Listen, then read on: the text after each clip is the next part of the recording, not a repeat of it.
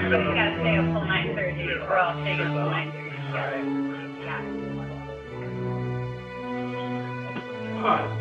Looks like you got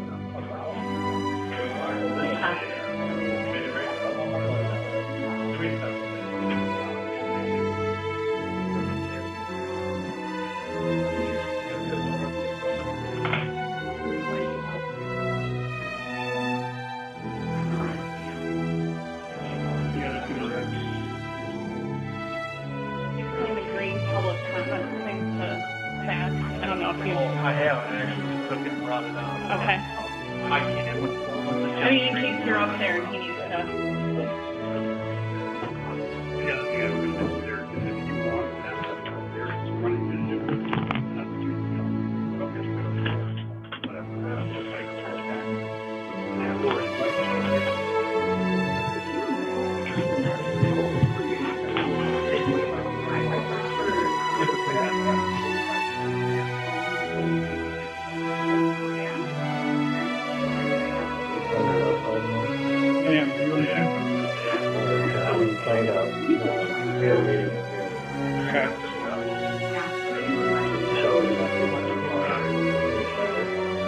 Yeah, I'm going to play, but I'm going to go easy. Remember that game? I don't know if you're around police versus fire.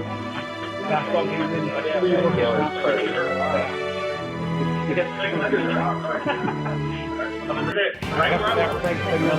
Nothing serious.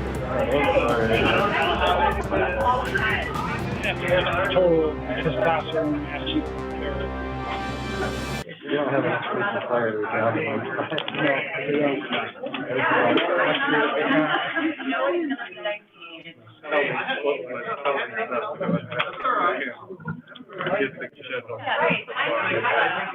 Is 17 scattered? 17 lines. Was that Michael Strider? Was that Matthew Strider? I don't think so. Yeah, it was 9. Like it. Oh, really? But I don't think that, you have to get convinced Steve to let you put your phone back. So most of the time I end up using this thing.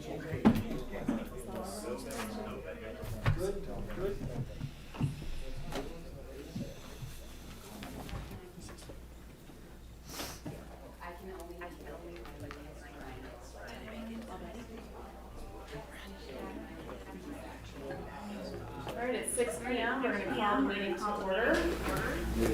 Supervisor Stika is attending virtually, and so we need to have a motion to approve a pro tem for the meeting. Pat. I move that Trustee Opsler serve as our Supervisor pro tem. Supervisor pro tem for the next meeting. Support.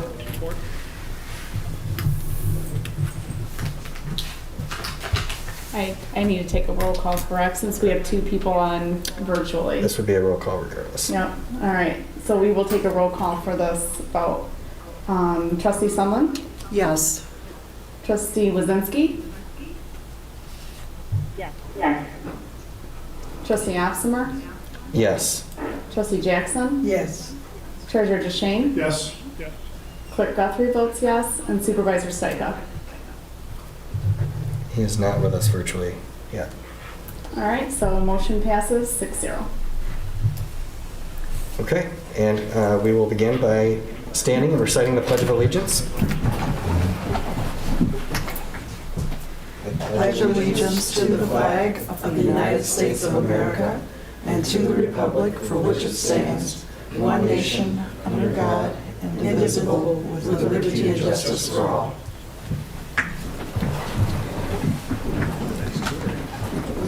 All right, and we need the clerk to call the roll. All right, Clerk Guthrie is here. Treasurer DeShane? Here.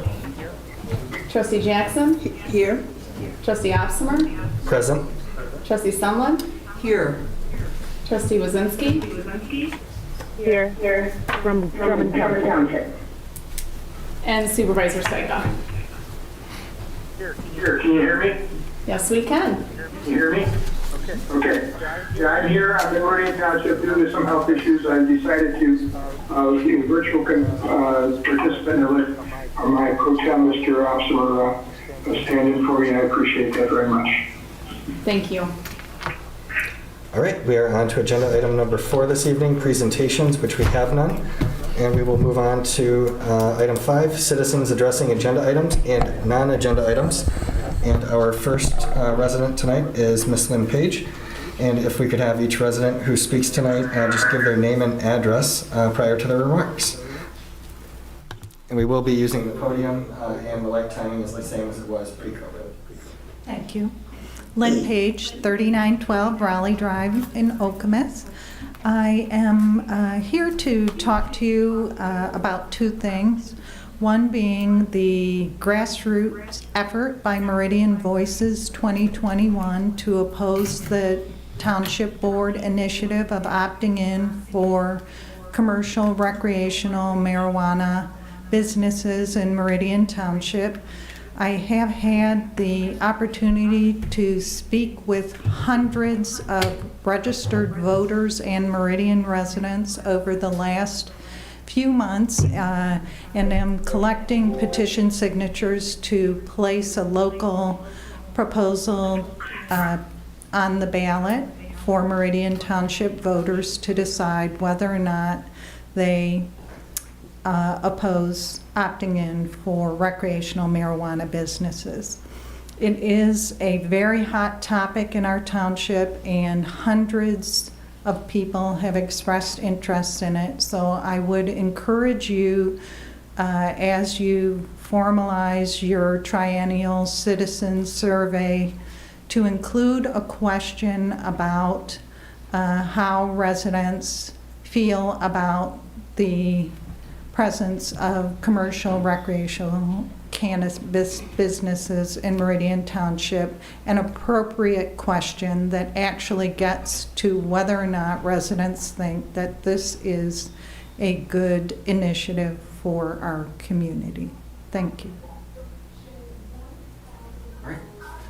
Thank you, Ms. Page. And we do have a second member of the public wishing to speak tonight, Mr. John Covell. If you could just give your name and address prior to your remarks, and we will set the 3-minute timer. John Covell, 6156 East Lake Drive, Haslett. I too am here on the marijuana status thing, the possibility of opting in for commercial sales. I am definitely flat out against it. I wish that some of you would take a ride down South Cedar Street from 496 down to Jolly Road and back and just look at the general area. There are a lot of marijuana shops. There's a lot of abandoned buildings. It's a ghetto down there. It just, the whole place is. It's just ugly. Do we really want Grand River Avenue or Okemos Road to turn into South Cedar Street? I don't really think so. The city of Howell actually opted out of it. And I don't know if it was a public vote or a council vote, but the city of Howell didn't go bankrupt because they opted out of the marijuana business. So I don't see where there's any money to be made by it. And if I was a business owner and had a shop in a strip mall and somebody opened up a pot shop next to me, I'd be looking to get out of here. You don't want to have a coffee shop or a barber shop or your beauty salon and then have a pot shop next door to it. Come on. I think we both know better than that. I really think there would be an uptick in crime because this attracts people who want to break and enter or rob the place. I mean, we'd have to hire more police to keep an eye on the situation or chase these people down. I see no benefit in having this recreational marijuana in Meridian Township. I can't see whether there'd be any financial benefit, but like I said, do you really want to turn into Central Lansing? I think not. Still got a minute left. You guys want to say anything to me, anybody? We do not do back and forth dialogue at this time, but the board may address your remarks during board member comment on the citizen survey. Okay. All right, I guess I'll give my time back to you. Thank you, sir. And then we do have another member of the public wishing to speak, Mr. Kevin Shum. If you could just give your name and address before you speak. Sure, my name's Kevin Shane. I live at 6102 Columbia in Hazlet on Lake Lansing.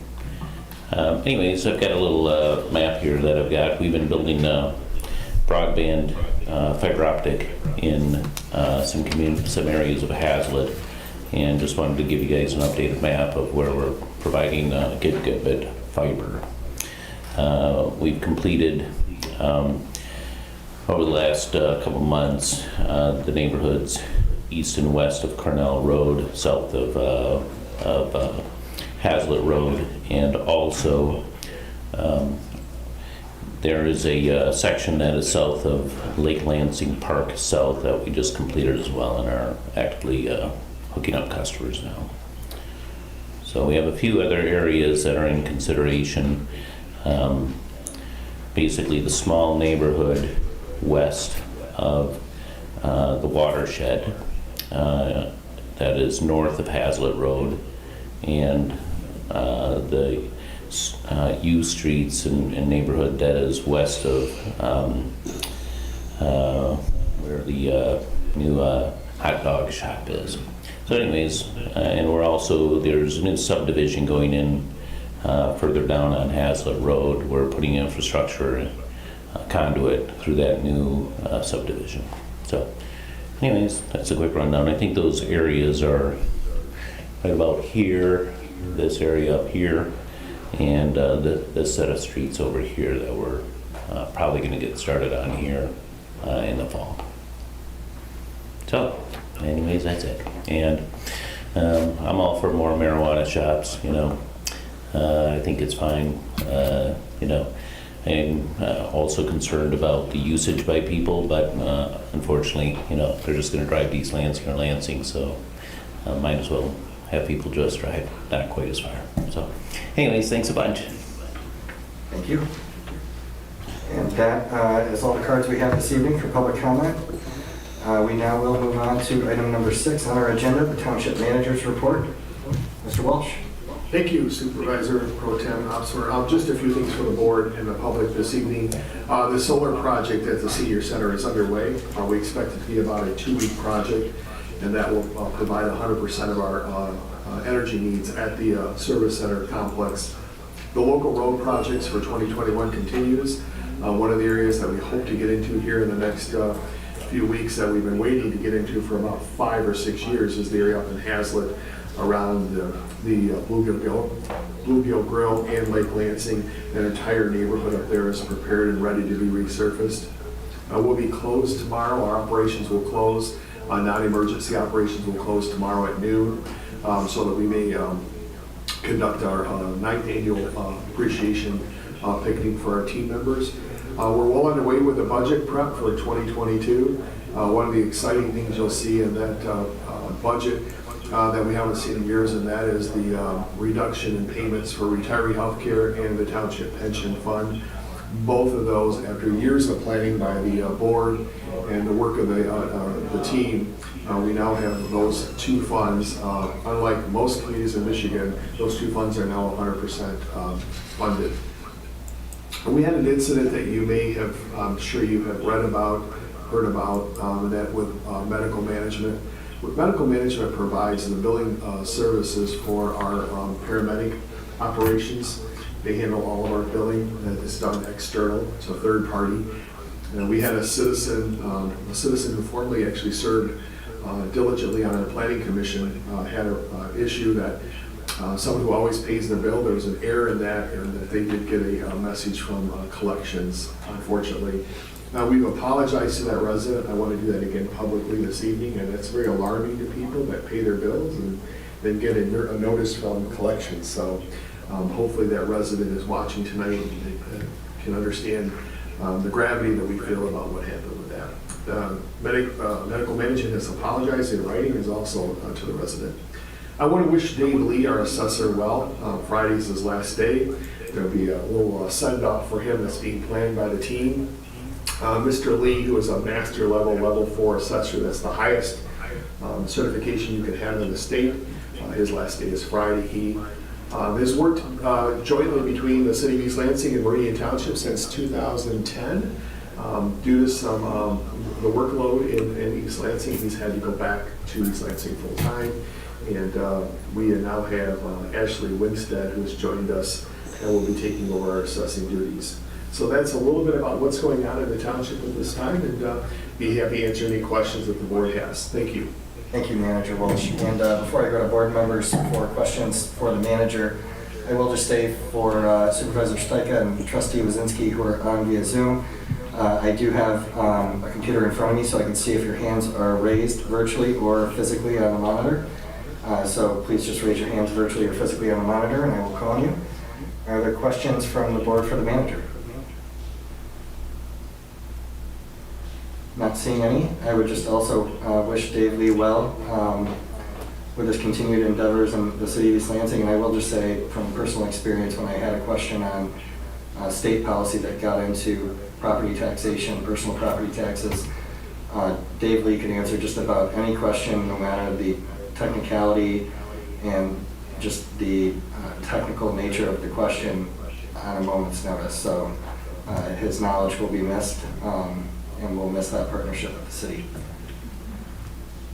All right, so moving on to agenda item number 7. We are on to board member reports of activities and announcements. Who would like to go first? Treasurer DeShane. Thank you. Summer tax bills are out. They were mailed on July 1st. We haven't gotten your tax bill yet. Please call our office and we will get you a duplicate copy out right now. Or if you have a question about your tax bill, if we can't answer it, we will get you someone who can answer it. Summer taxes are due September 14th.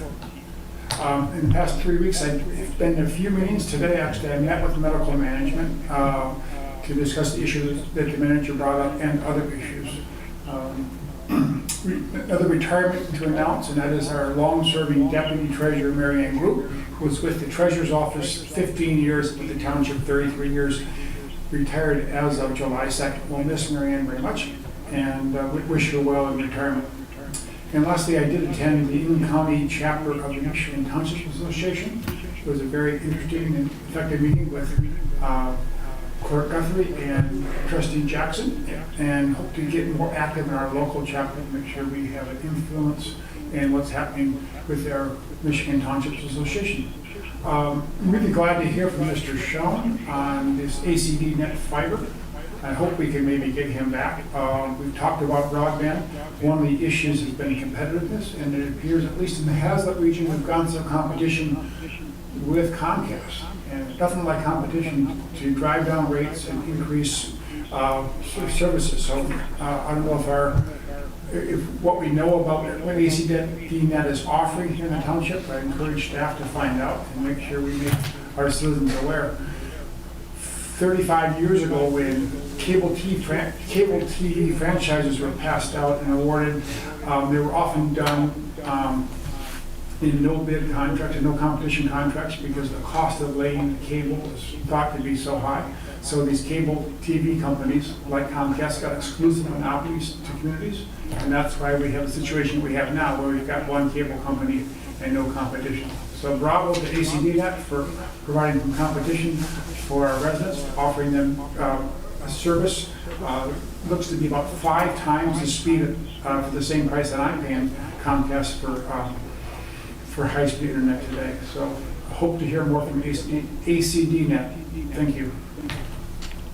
Thank you, Treasurer DeShane. Other board members with announcements and activities. Trustee Jackson. Yes, I don't have any announcements, I don't believe, but in addition to the Ingham County MTA meeting that I attended with Treasurer DeShane, I also attended Monday morning 7:30 a.m. DDA meeting. Thank you, Trustee Jackson. Other board members with reports and announcements. Trustee Wazinski.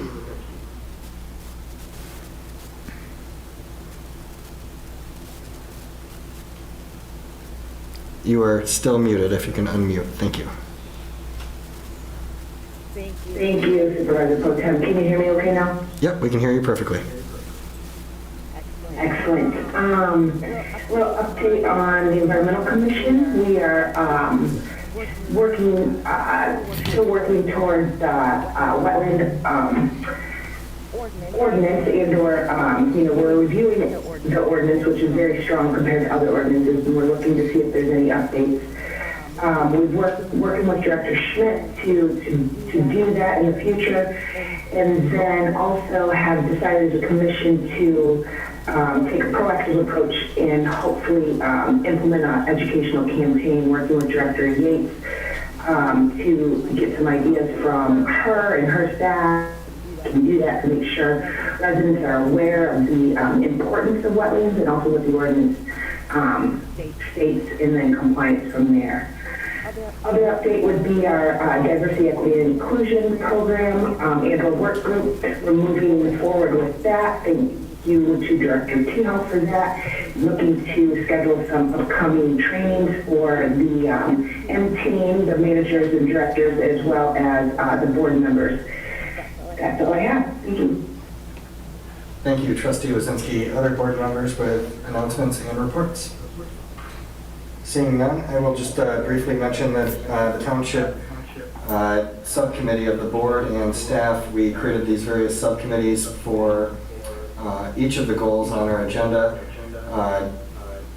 One of the top goals over the past 5 years has been redevelopment in downtown Okemos and downtown Hazlet.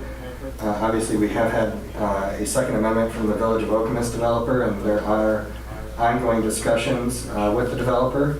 And I would just say for the community and for residents who came and spoke at the public hearing and have expressed, their disappointment with the nature of that amendment, that the township is working diligently with the applicant, and the applicant is hearing those concerns.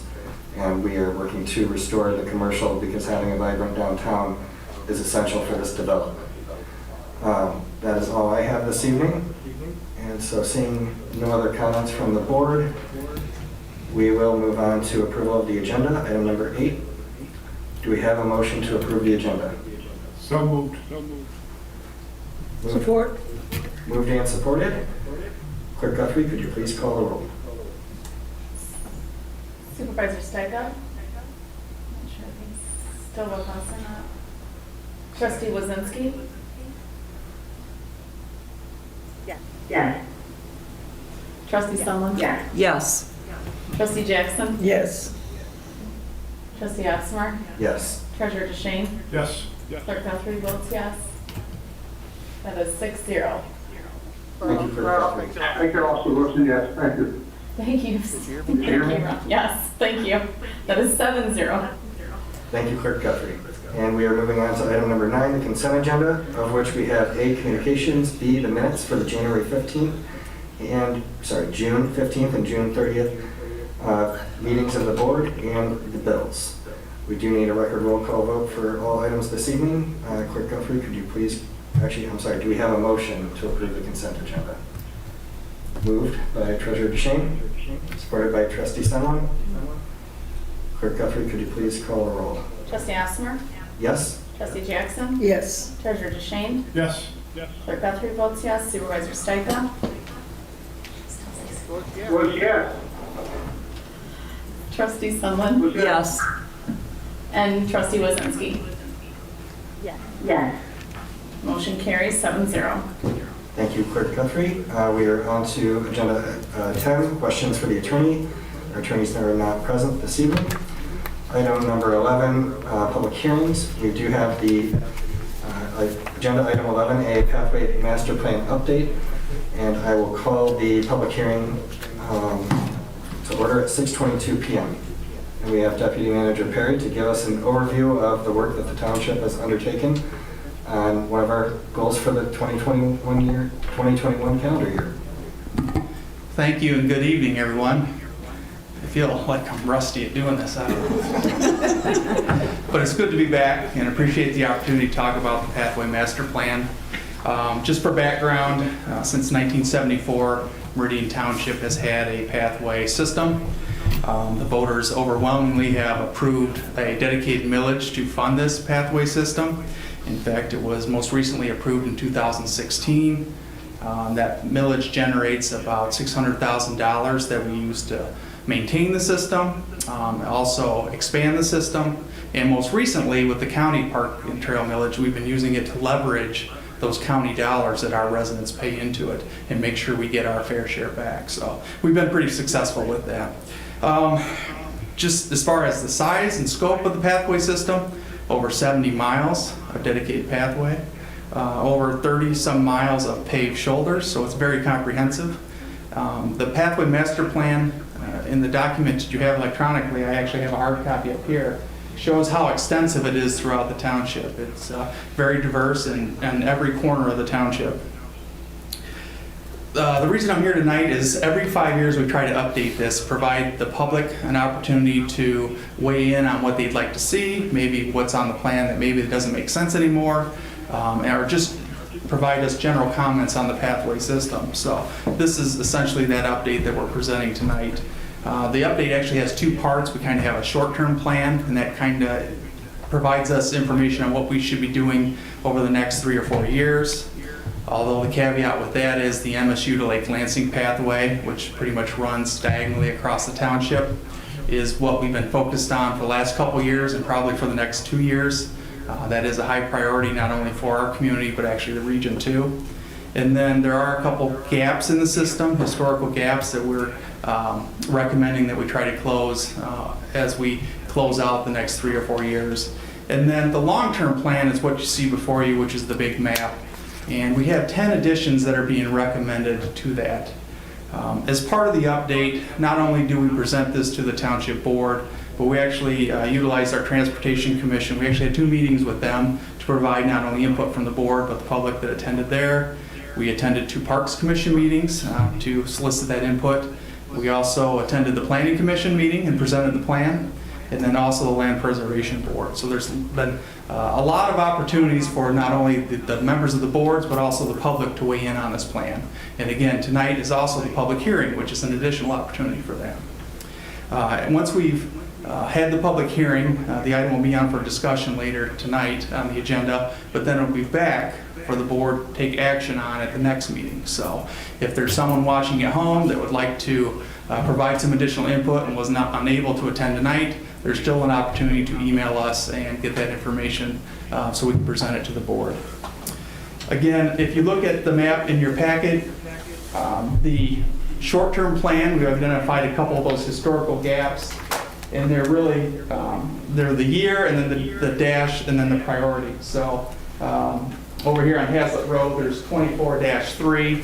What that really means is 2024. That's kind of our third priority to accomplish in that year. And so there's several of those on here. Although I will say with a caveat with that, sometimes those move up in priority when a development occurs. And we actually do have a development in that area. So once the developer completes their portion of the pathway, we're not going to leave a gap there for 2 years. If it makes sense, we'll proceed with that and close that gap. So again, it's a plan. It's a document that does change, but it does provide us overall direction. And then probably most importantly are the potential additions that we're recommending to the plan. And there's 10 of those. And those are identified on your map in yellow. And then they have kind of a, I guess, we'll call that color purple, the number that it is in a circle. And those correlate with those in the memo as far as like the Green Road extension is number 1. That's located up here on Green Road in yellow with the purple circle. So there's 10 of those identified on the map. And we can go through those after the public hearing or if you have discussions during discussions. But that essentially is the purpose of the public hearing. I think that's an overview. And unless there's other questions, I think we'll let the public weigh in. Thank you, Deputy Manager Perry. And do we have any members of the public wishing to speak during the hearing? Seeing none, we will close the public hearing at 6:27 p.m.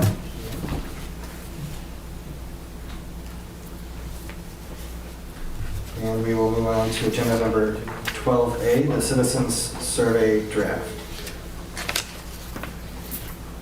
And we will have Director Clark introduce the latest version of the draft for the board.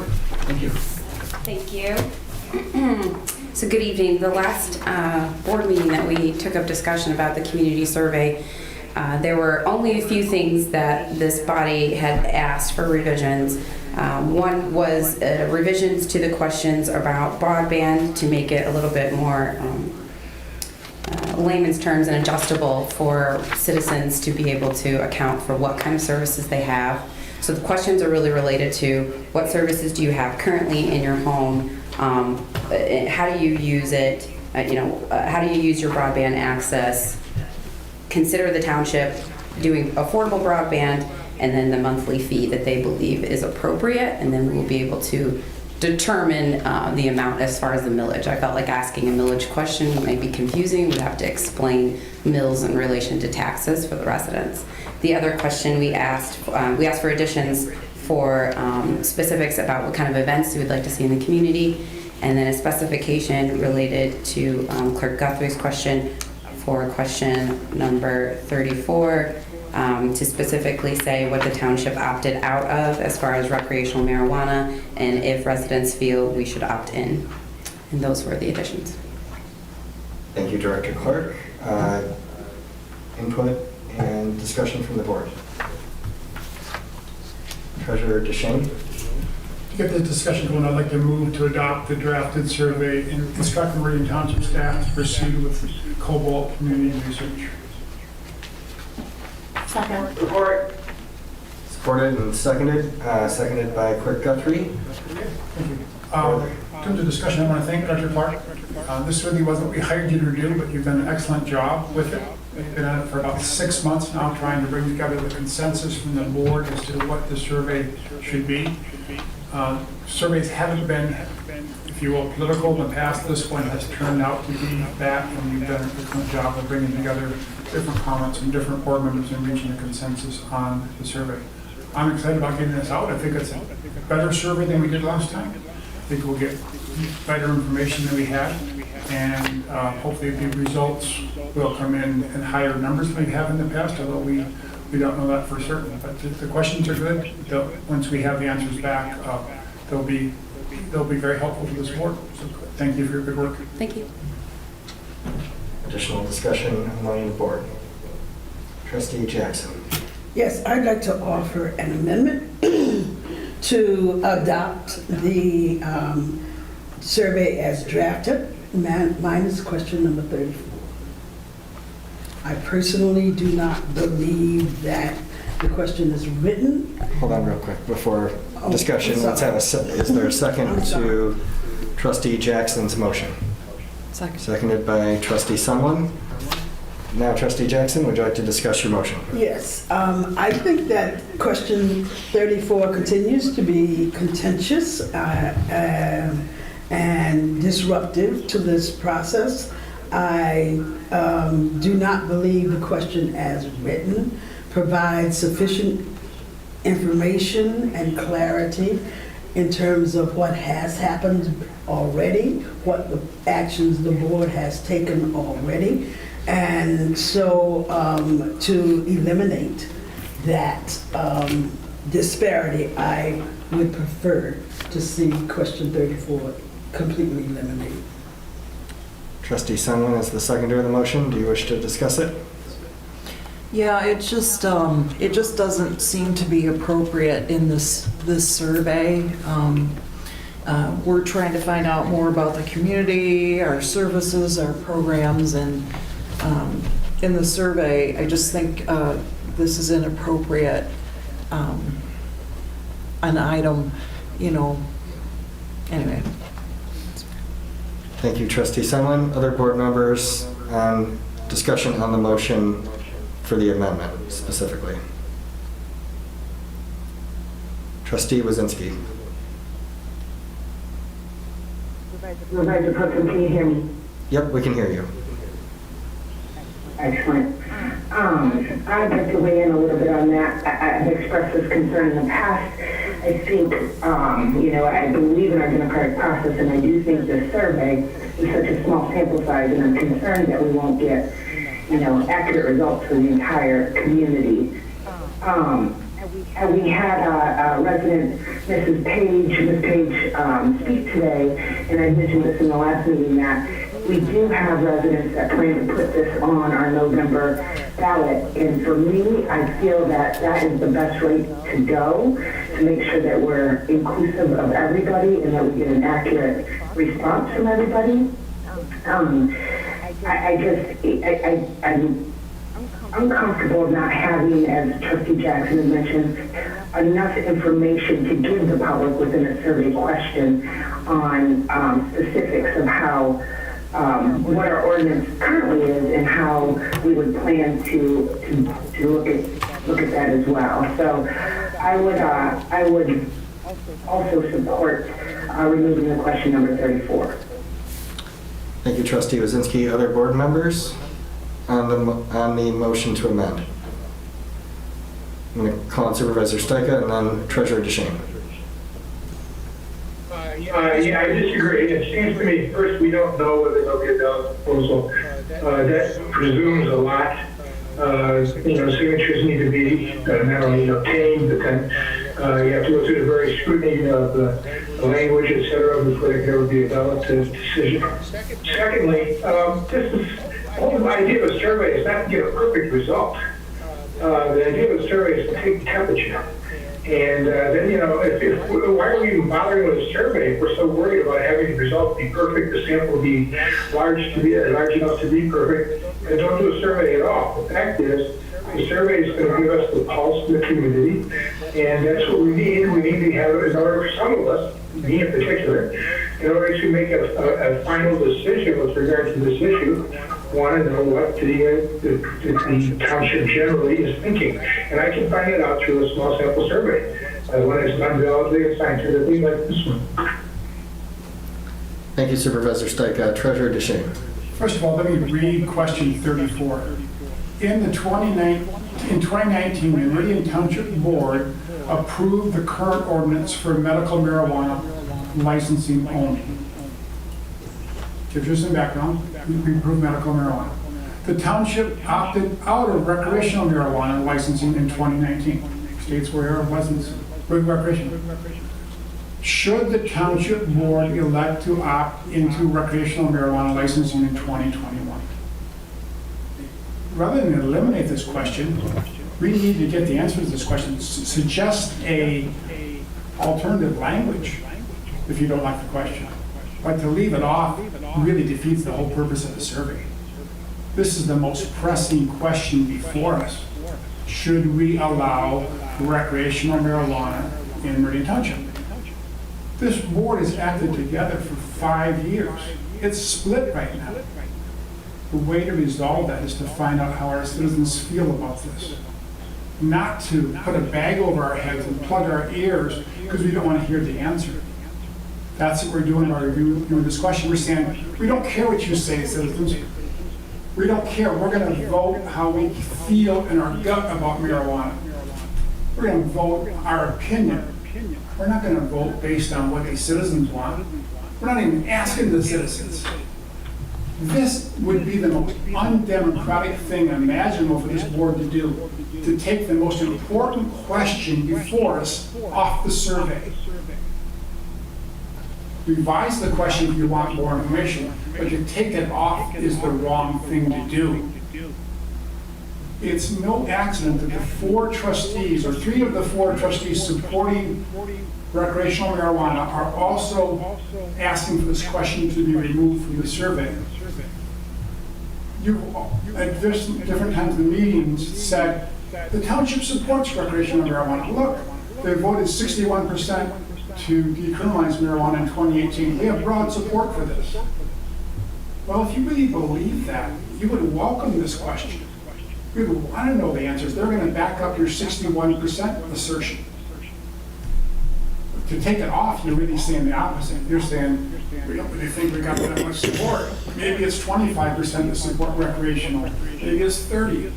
But it probably ain't 61. So if this is a real tell of your positions to take it off the survey, that's, to me, and many other citizens, that will be to say, we don't really have that much support for this, and we don't want to have that verified by a survey. Because this is a fair question. Our director worked on it for months. This is not a biased question. She states that we passed medical and we opt out of recreational. What do you think we should do now with recreational? She states both facts real clearly in that question. And to remove the question, that's a real tell to how much support we think is out there in the community. If you want to take the question off the survey, that tells me you don't think there's that much support and you want to take action without knowing how the community feels about this very important issue. As for Trustee Wazinski's question about November ballot, it may or may not be on the November ballot. Asking this on the survey doesn't change it one bit. It's not like a survey that attempts to influence the public. It just asks the public a question. People that want to put it on the ballot have a high hill to climb. They've got to get the petition signatures. They've got to end up in court fighting against the pot industry, which will probably challenge the petitions. Then they've got to go out and get the voters to support it. In Clinton Township, the pro-pot people, pro-marijuana people spent $750,000 to get their, to opt in. And the anti-marijuana people spent about $40,000. They still chose to opt out. But that doesn't mean that if this gets in the ballot, there's not going to be a lot of money poured into this township to try and get Meridian voters to support recreational marijuana. That will change how people feel on it. That's the point of these things. We have a chance to find out today how people feel before all our mailboxes get full of mailings urging people to vote for or against it. I'm really appalled by this idea of taking the most important question before us off the survey. This is undemocratic and it's just plain wrong. I agree with Supervisor Steichen. If we're not going to put this question on there, let's cancel the whole survey, and that's what we need to know now. How do our residents feel about recreational marijuana? And I am very much opposed to removing this question. It defeats the whole survey. Thank you. Thank you, Treasurer DeShane. Clerk Guthrie. I agree. I look at this board as an inclusive board who includes residents and citizens, who asks them their opinion frequently, public hearings. This board has continually supported the home 2D operations to be as transparent as possible. They have continued to support other operations, like having a hybrid meeting currently so that we can be inclusive of all township board members in their time of need. I don't see why we would exclude the public at this moment from having an opportunity to weigh in on this question or any other question on this survey. This board agreed earlier this year, and I'm sorry, Amber, that you have to go through this board listening to us bicker about one question, and I thank you for your time on this survey.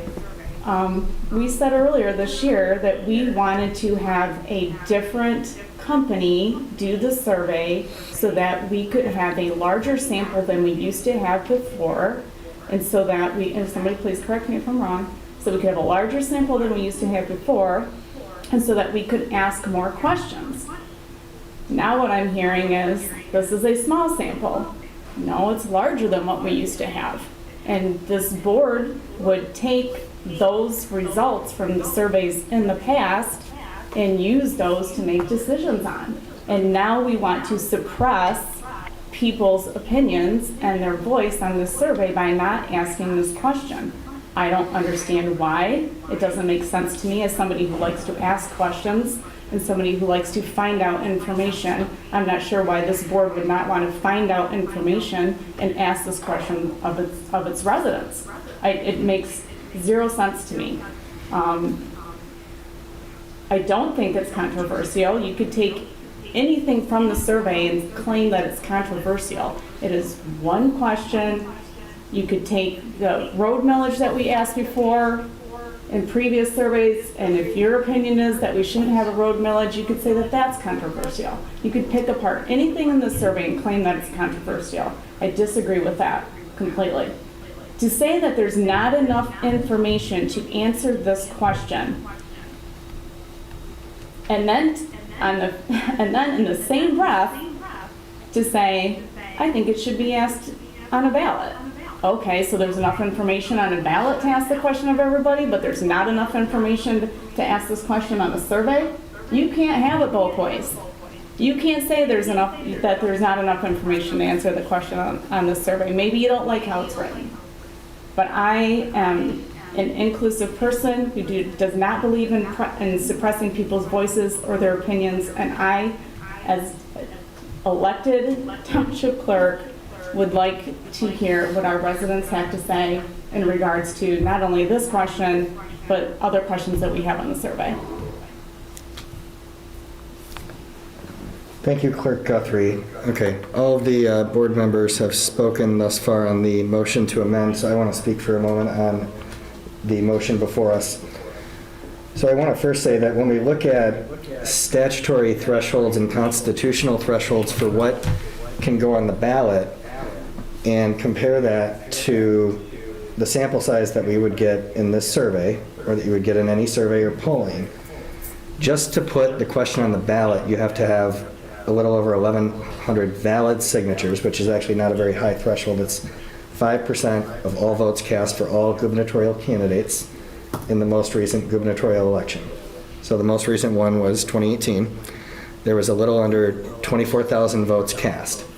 And you have a year to collect those signatures. It's a lot lower threshold than a statewide initiative where you have to collect 8% of all votes cast, and you have to collect them across various congressional districts. You have to meet thresholds within each congressional district.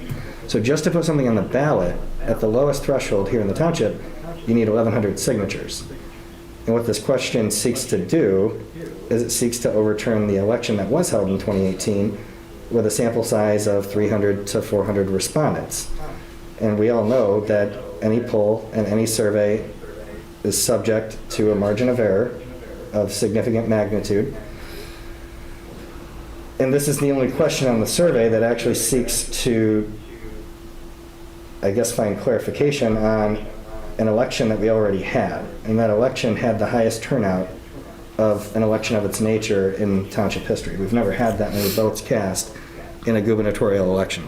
So if the threshold to just get something on the ballot is 1,100, having a survey question with the intent of deciding an issue with 300 to 400 respondents doesn't even meet that. It's a third of what you would need just to put something on the ballot.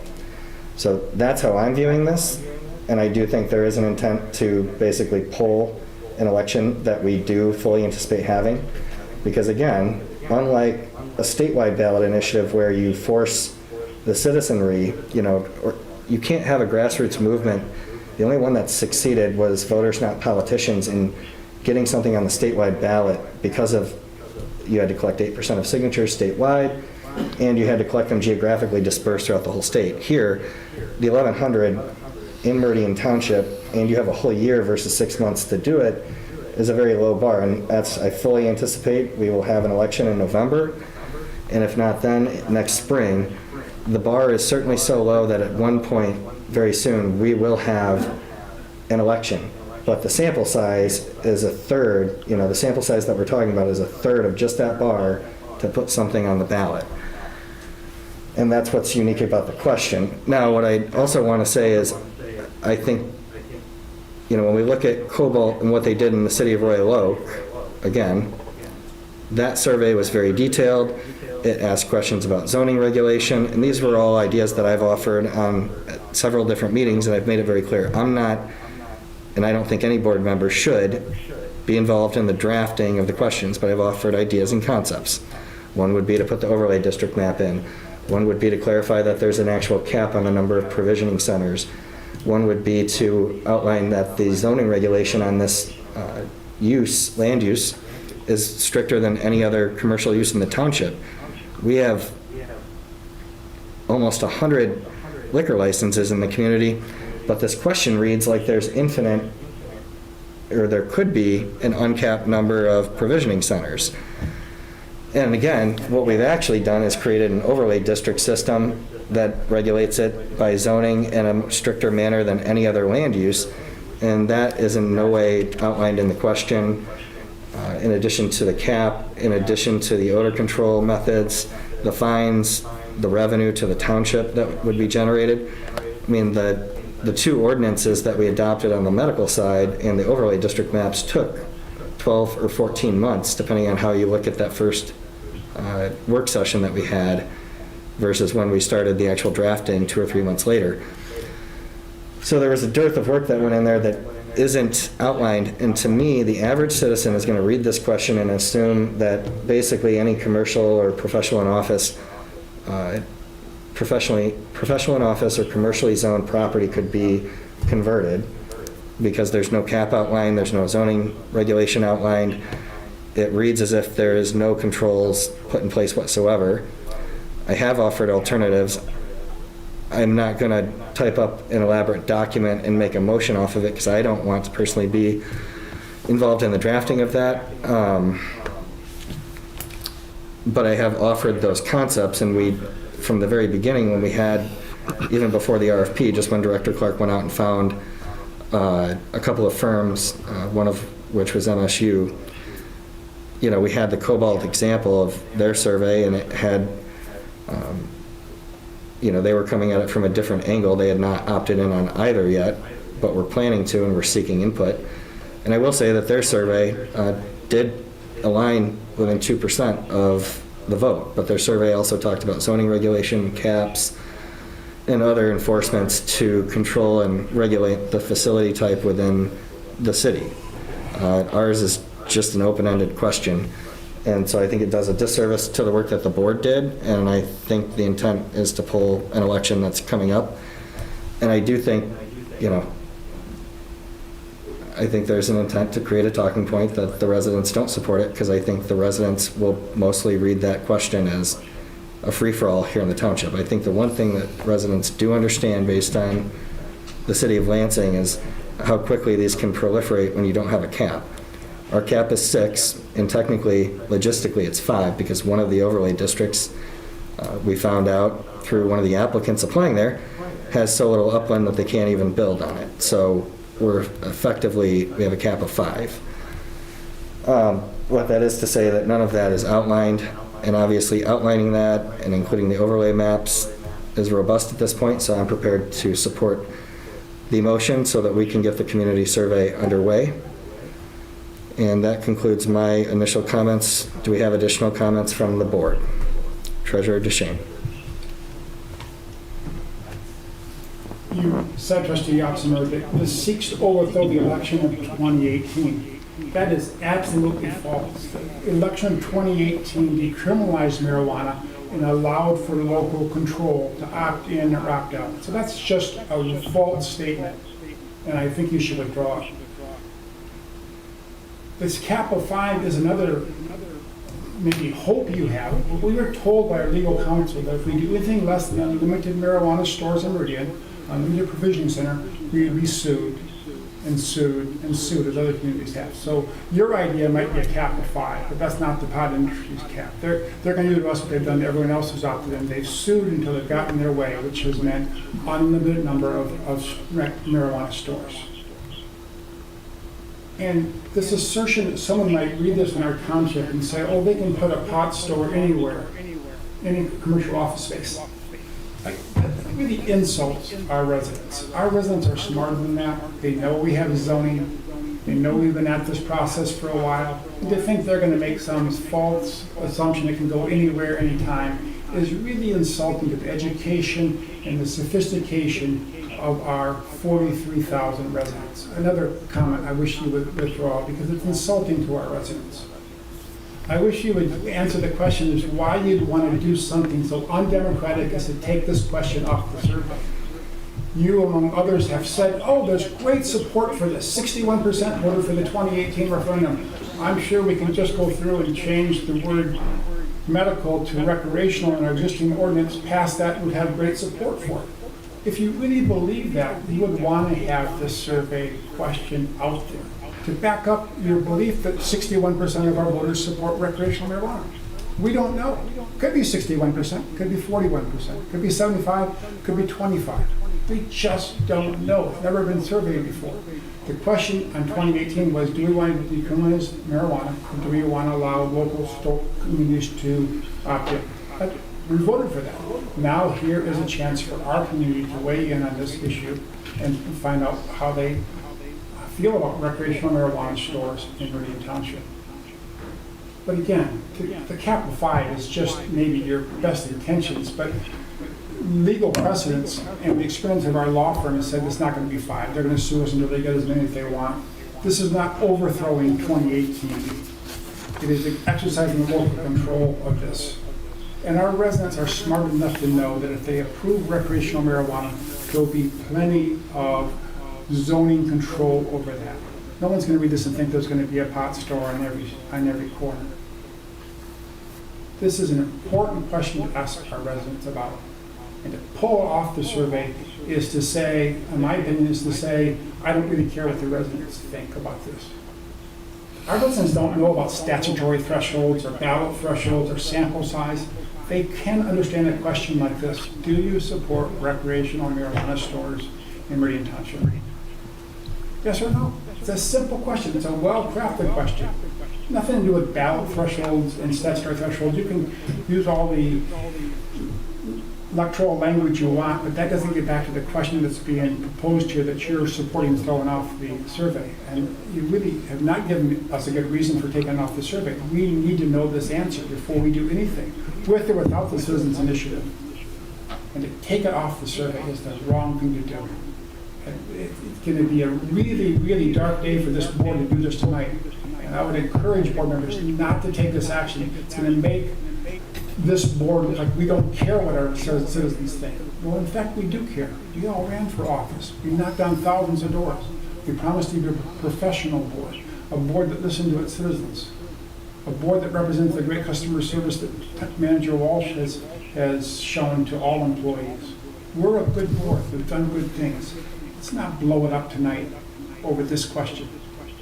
But you take it off the survey, you're going to blow it up tonight, because it's such an undemocratic and wrong thing to do. And I encourage you to reconsider your support for this. Thank you. Thank you, Treasurer Duchesne. Other board members with second rounds of comments. Trustee Jackson, and then Supervisor Steica. I would just add that this question has just destroyed our original intent in designing and asking for a community survey, much like the kinds we've done for many years. This particular question forces an entirely different objective and environment to polling our township residents to evaluate and respond to how township government, Meridian Township government works. I'm very troubled by the use of this small sample survey designed to poll the responses of our residents to its government being turned into a referendum on an issue like medical marijuana in Meridian Township, the sale of medical marijuana in Meridian Township. Medical marijuana is clearly in Meridian Township, has been here a long time, and that's not the issue. I understand that. But I still support, I continue to support removing that question number 34 from the survey. Thank you, Trustee Jackson. Supervisor Steica? And you're muted.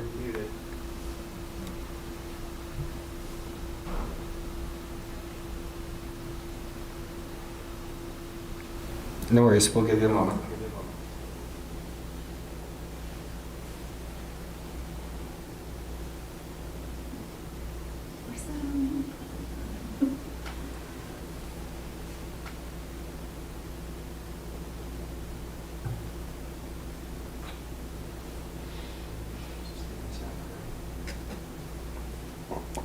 He's still muted. There we go. Sorry about that. Apparently, for some reason, didn't want to unmute me. Okay, here we are. This is just a threshold question. It's a big question. We got the question of what kind of community do we want to have. We want to be a neighborhood-focused, family-focused community. Yes. Can you hear me, by the way? Yes. That's what we want. That's what our citizens have always said. The survey gets into a few details of that. They're really big questions. You know, are the parks generally what we want, et cetera, et cetera. This is a big question. Do we want to have recreational marijuana sold within Meridian Township, in stores located within Meridian Township? It's a good question. All the arguments I hear against it deal with details. Well, in the legislative process, we're the ones who set the details. But first, you got to get past the threshold question. And all I'm saying is that this survey helps us decide the threshold question. Is the kind of community that we want to be involved with, does it include having these kinds of shops, yes or no? If the answer is yes, and we go into all these details about zoning districts and how many there can be, et cetera, et cetera, et cetera. But the general first question is, yes or no? And that's what the survey is boiled down to. After a lot of talk back and forth about different versions of the survey, we really got it down to simply that, yes or no. And, people say yes, it gives us a guidance. And you know what? Apparently that's okay with family-oriented neighborhood community. If they say no, we think that we have room to think and food to think about in terms of where are we going? What kind of community are we shaping? Are we becoming more like East Lansing and less like the exurban district area that we've been? Food for thought.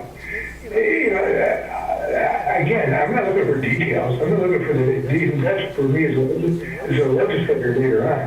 We just put a big question and guidance with it. And that won't necessarily answer the question either, because ultimately I got to decide that too as a person at one vote. But it helps me to know generally. And I don't see how this is prejudicial in any way. It's written prejudicial in any way. It's pretty straightforward. And thank you. Thank you, Supervisor Stajka. Other board members with second rounds of comments on the motion. Trustee Wazinski. Thank you. Without getting back into sample size and or the importance of the democratic process and the lack of information to make a decision like this, I will go back to Trustee Jackson as well as the supervisor, touched on this, but this is not the most important question on the survey. This is a citizen survey that collects a tremendous amount of information. And to me, public safety or parks and pathways or diversity, equity, inclusion, those are the most important things to me. Is this a question that we want to know? Yes. Has it made this survey, that is supposed to be a community survey, political? Yes. Do we want to take that political opportunity and put it through the democratic process? Yes. That's why I am supporting removing number 34 from the survey. Thank you, Trustee Wazinski. Board members who have not spoken a second time. Trustee Sunland. Yeah, I just think it's kind of unfortunate that we've come to one question. I mean, this is supposed to be a community survey of all of our services. We're just narrowing it down to one question and debating over recreational marijuana and whether it should be in or out. And I just think it's unfortunate that we're taking away from a community survey of all of our services in the community and just focusing in on one question. I think the question should be removed so that we get a survey of our community services and not just a political focus on recreational marijuana. Thank you, Trustee Sunland. My final comment will just be that, again, I believe this question on the survey is the only one that seeks to bring some kind of clarity to an election that was already held. We do expect there to be another vote at the ballot box, more specific to this community, and that is the place for that to occur. The board doesn't need to pre-poll we've had zonings overturned in this community. We didn't do surveys to find out where the constituents were at in terms of overturning rezonings and other things of that nature. I don't think there's a place for the board to be polling items that are solved at the ballot box. Everyone's had a second time to speak. Clerk Guthrie, could you call the roll on Trustee Jackson's motion to remove question 34? Trustee Jackson? Yes. Trustee Absamer? Yes. Treasurer DeShane? No. Clerk Guthrie votes no. Supervisor Stika? No. Trustee Sumlin? Yes. Trustee Wazinski? Yes.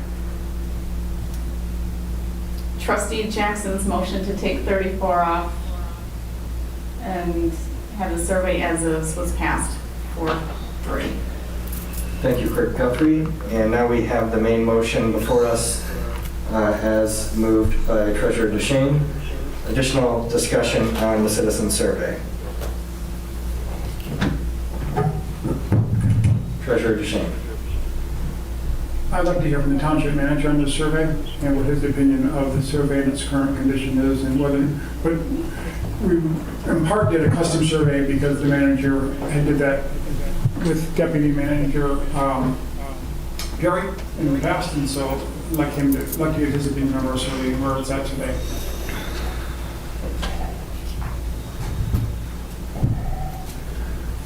Well, I'll just step back in history for a moment to answer that question. Trying not to get into your discussion that you're having this evening with a very split board.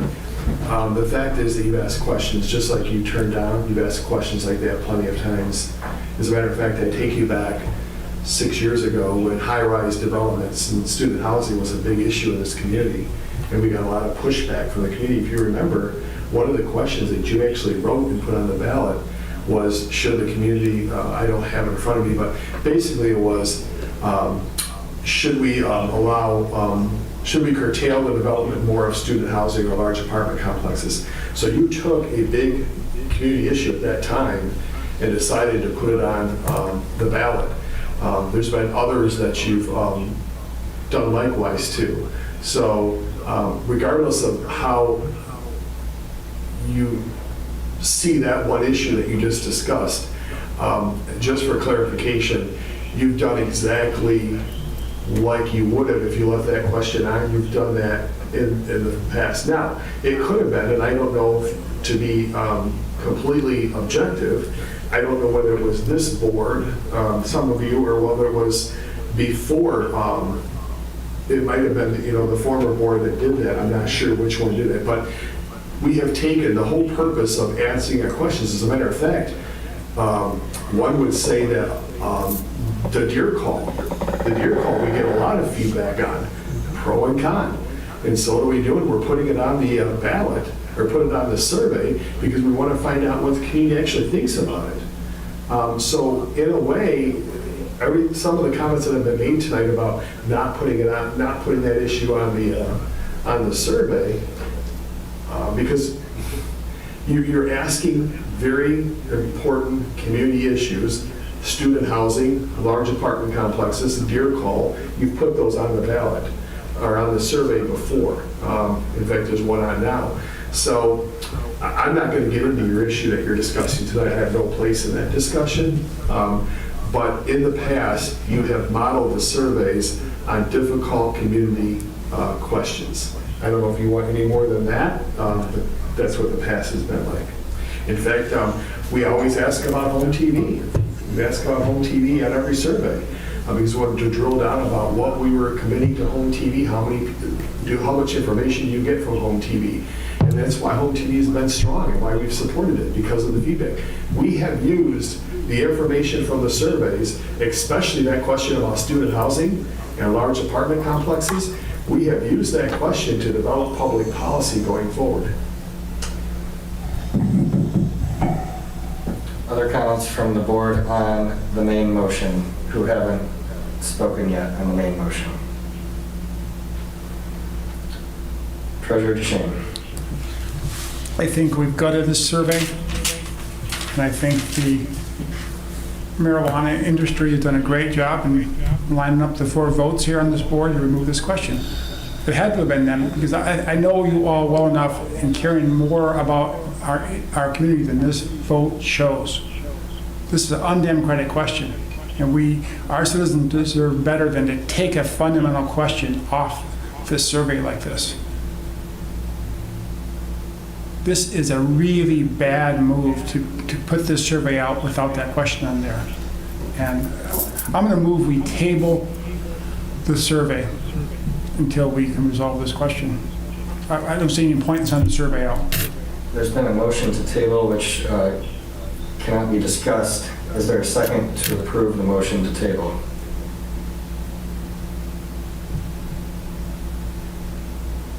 There's no motion or no second.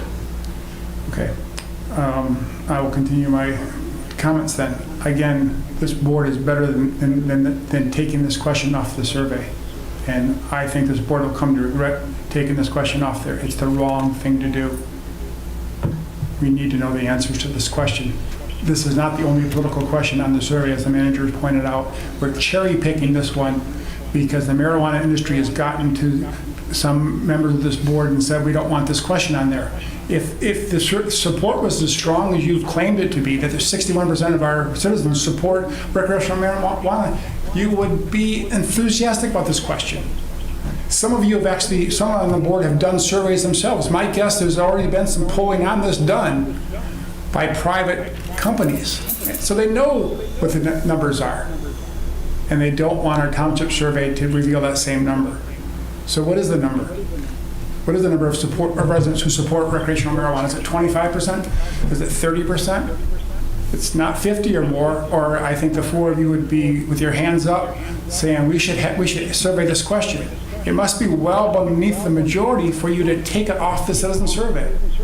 You don't want to know the answer to how our citizens feel about recreational marijuana. This is a good question. It's a good survey. And to take this question off is to say, we as a board don't care what our citizens think about something as fundamental as 6 or more pot shops in our community. 6 or more, probably unlimited according to our law firm. Our citizens deserve to have their opinion heard on that. We need to know it now. And this idea that because it might happen in November, we shouldn't ask the question now is really irrelevant. We should know today. It doesn't change November one bit if there is an election in November. We owe our citizens more than to take this question off the survey. And I'm really, really upset that this board has taken this action to remove question 34. It's just wrong on so many levels. It's wrong, wrong, wrong to not ask our citizens how they feel about recreational marijuana. And I'm just shocked. I'm really shocked this board has done this. To take this political question and leave other political questions there is wrong. And I haven't heard a good answer tonight as to why we're doing it. It's undemocratic, and it, to me, reveals the lack of support for recreational marijuana in Meridian Township, or you'd want this question on the survey. I want to take a minute to talk real quick. So, I think there has to be mutual respect for each board member's opinion. And so when we say we haven't heard a good reason, that's an opinion that we're subjecting onto other board members and what they're expressing. I think it's also divisive when some board members make accusations against other board members. I can tell you right now that the senior housing development at Powell Road in Cornell, I had one of my best friends and closest supporters who called me and tried me to get to reverse that project. And I'm dug in and I have my opinion, and we don't need the densest development in the township over at Powell Road and Grand River. So to try to cast aspersions onto other board members' value systems, that's what's causing division on the board on this one issue.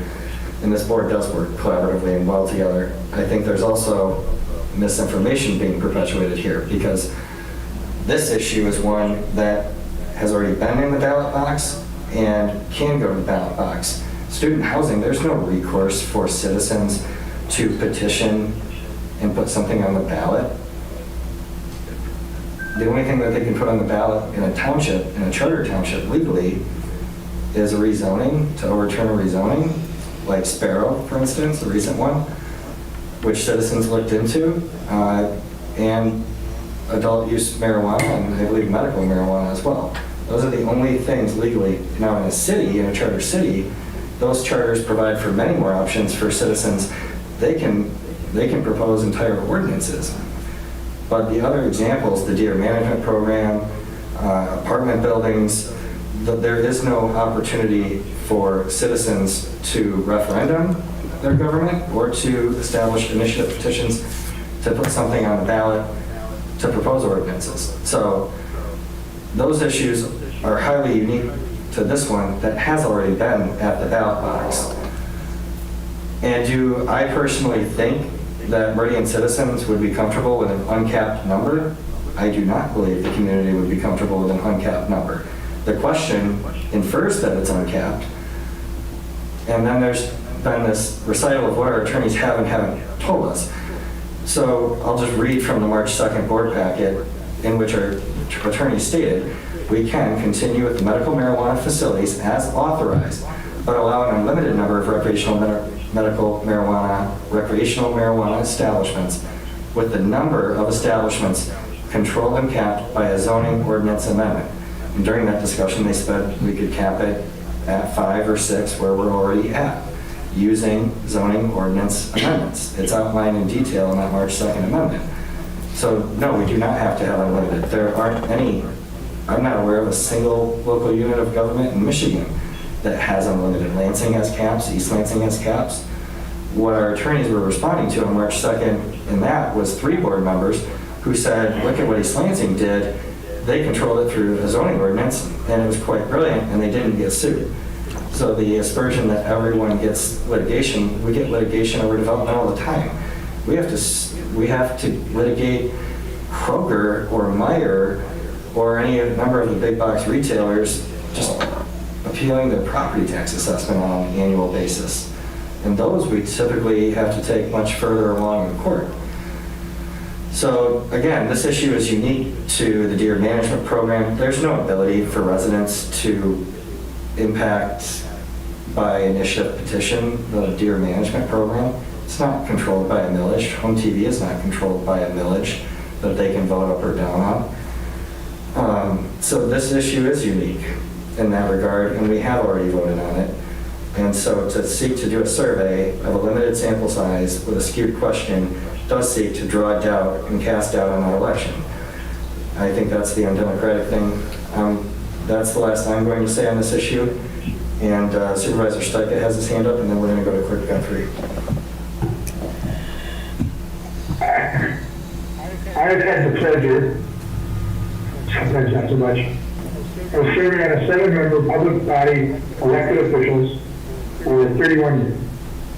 22 on the Oakland Board, 4 years as trustee here, now in the 5th year as supervisor. One of the things about successful public bodies is they vote, they decide, they move on. And what I wanted to say, and too bad I didn't get paid for the last couple of speakers, is look, we had a vote, let's vote on a survey, let's get it out there, let's be done with it, and move on. We have to do that. That's the nature of the award. You lose some, you win some, and if you can, your heart is good or bad, yes, you have all kinds of opinions. But let's just move on. I'd say we should move on and vote on the survey. I call the question. The supervisor called a question, so debate and further discussion is not allowed. Clerk Guthrie, could you call the roll? We need a vote on the call on the question. I'm sorry. Does someone support? Actually, I don't believe, under Robert's rules, I don't believe there is support for calling the question. As long as one board member calls the question, all discussion is cut off. That's correct. Thank you, Supervisor. Clerk Guthrie, could you call the roll on the main motion? Treasurer DeShane. No. Trustee Jackson. Yes. Trustee Osmer. Yes. Trustee Sunland. Yes. Trustee Wazinski. Yes. Supervisor Steica. Yes. Clerk Guthrie votes yes. Motion carries 6-1. Thank you, Clerk. Thank you, Clerk Guthrie. We now move on to action item number 12B, the Daniels Drain Full Disclosure Certificate. Deputy Manager Perry, can you introduce this item? Yeah, absolutely. Good evening again. This is an item that you've actually seen before not too long ago. It was in reference actually to the Namoka drain. Typically when there's a large drain project in the township, we're requested by the Eam County Drain Commissioner to do a full disclosure certificate. Essentially that allows them to go after public bonding, which in turn allows the lowest interest rates, which at the end of the day benefits our residents. This is a project, Daniels Drain, that was brought before the Township Board in 2015. There were some issues with the drain itself, the pond, Walden Pond. It's actually located on Grand River between Cornell and Dobie Road to the south. That's where the pond issue was, and those residents were the ones that brought the issue to the Township Board. And again, in 2016, the Township Board was convinced there was a problem, did that petition to the Eam County Drain Commissioner, which then allowed them to move forward with the design and engineering. That's been completed. They actually will be bidding this project this summer within the next 30 to 45 days. And as part of that process, again, they're asking for this disclosure agreement from the Township Board to help pursue those low interest, basically bonds. Thank you, Deputy Manager Perry. Do we have any questions or discussion from the board?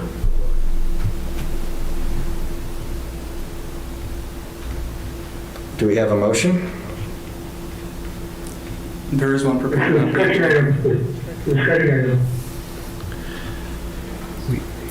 I needed a second. That's an action. So just for being virtual and You want to read it? I'm sorry, Mr. Supervisor. Did you make the motion? I'm sorry. I'll make the motion. Okay, thank you. Support. If you don't have unanimous, I can find it. There it is. Okay. Move to support and execute the resolution to authorize official statement and continuing disclosure certificate for Daniels Drain Drainage District bonds as presented. Support. Supported by Trustee Jackson. Further discussion, Mr. Supervisor?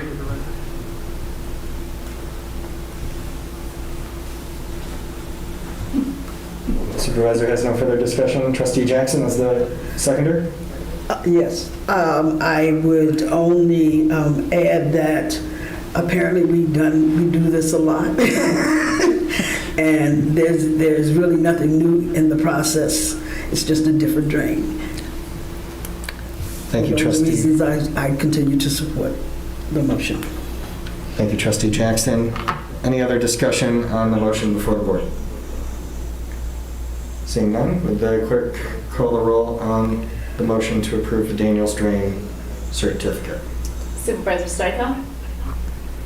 Yes. Clerk Guthrie votes yes. Treasurer DeShane? Yes. Trustee Jackson? Yes. Trustee Opsmer? Yes. Trustee Sumlin? Yes. Trustee Wazinski? Yes. Motion carries 7-0. Thank you, Clerk Guthrie. We did have Manager Walsh review Robert's rules for us.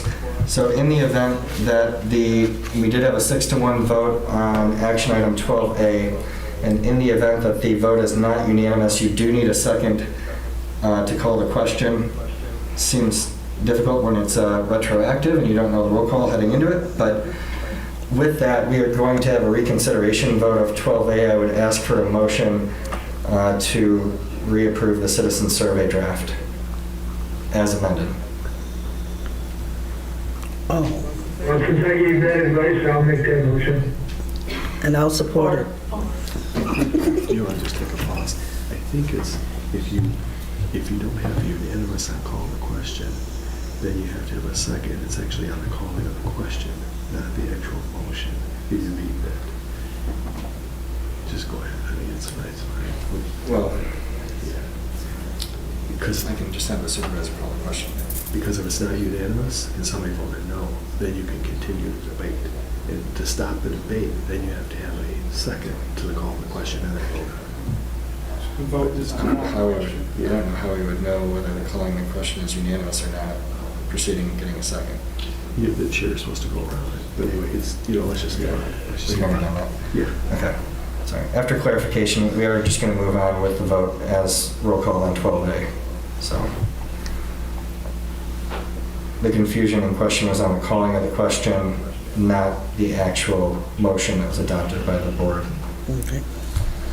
All right, we are on to item 13A, the Pathway Master Plan Update, which we had the public hearing on earlier this evening. And Deputy Manager Perry, is there anything else that you wanted to add, or should we go into board member discussion? I do not have anything additionally to add, so again, I'm just here to take in the comments. Were all the board members able to access the map? I know I had some trouble on my iPad. Treasurer Duchesne. Question, Deputy Manager Perry. There's a real need for a north-south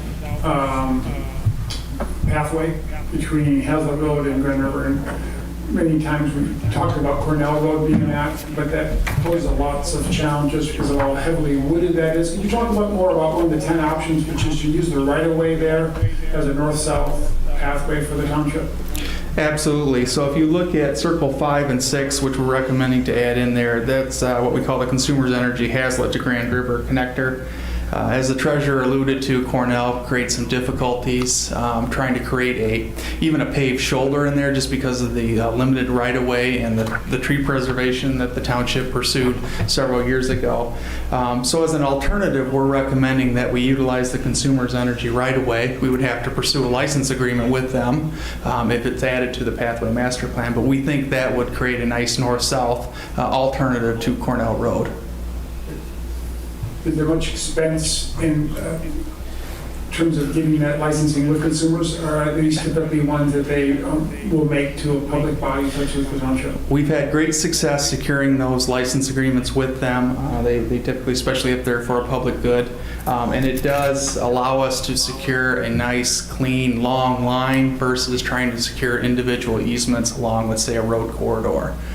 So when we have the opportunity to secure these with Consumers Energy, we like to do those just because they really are easier on us as far as trying to connect pathways, points A's and B's. Yeah. Thank you very much.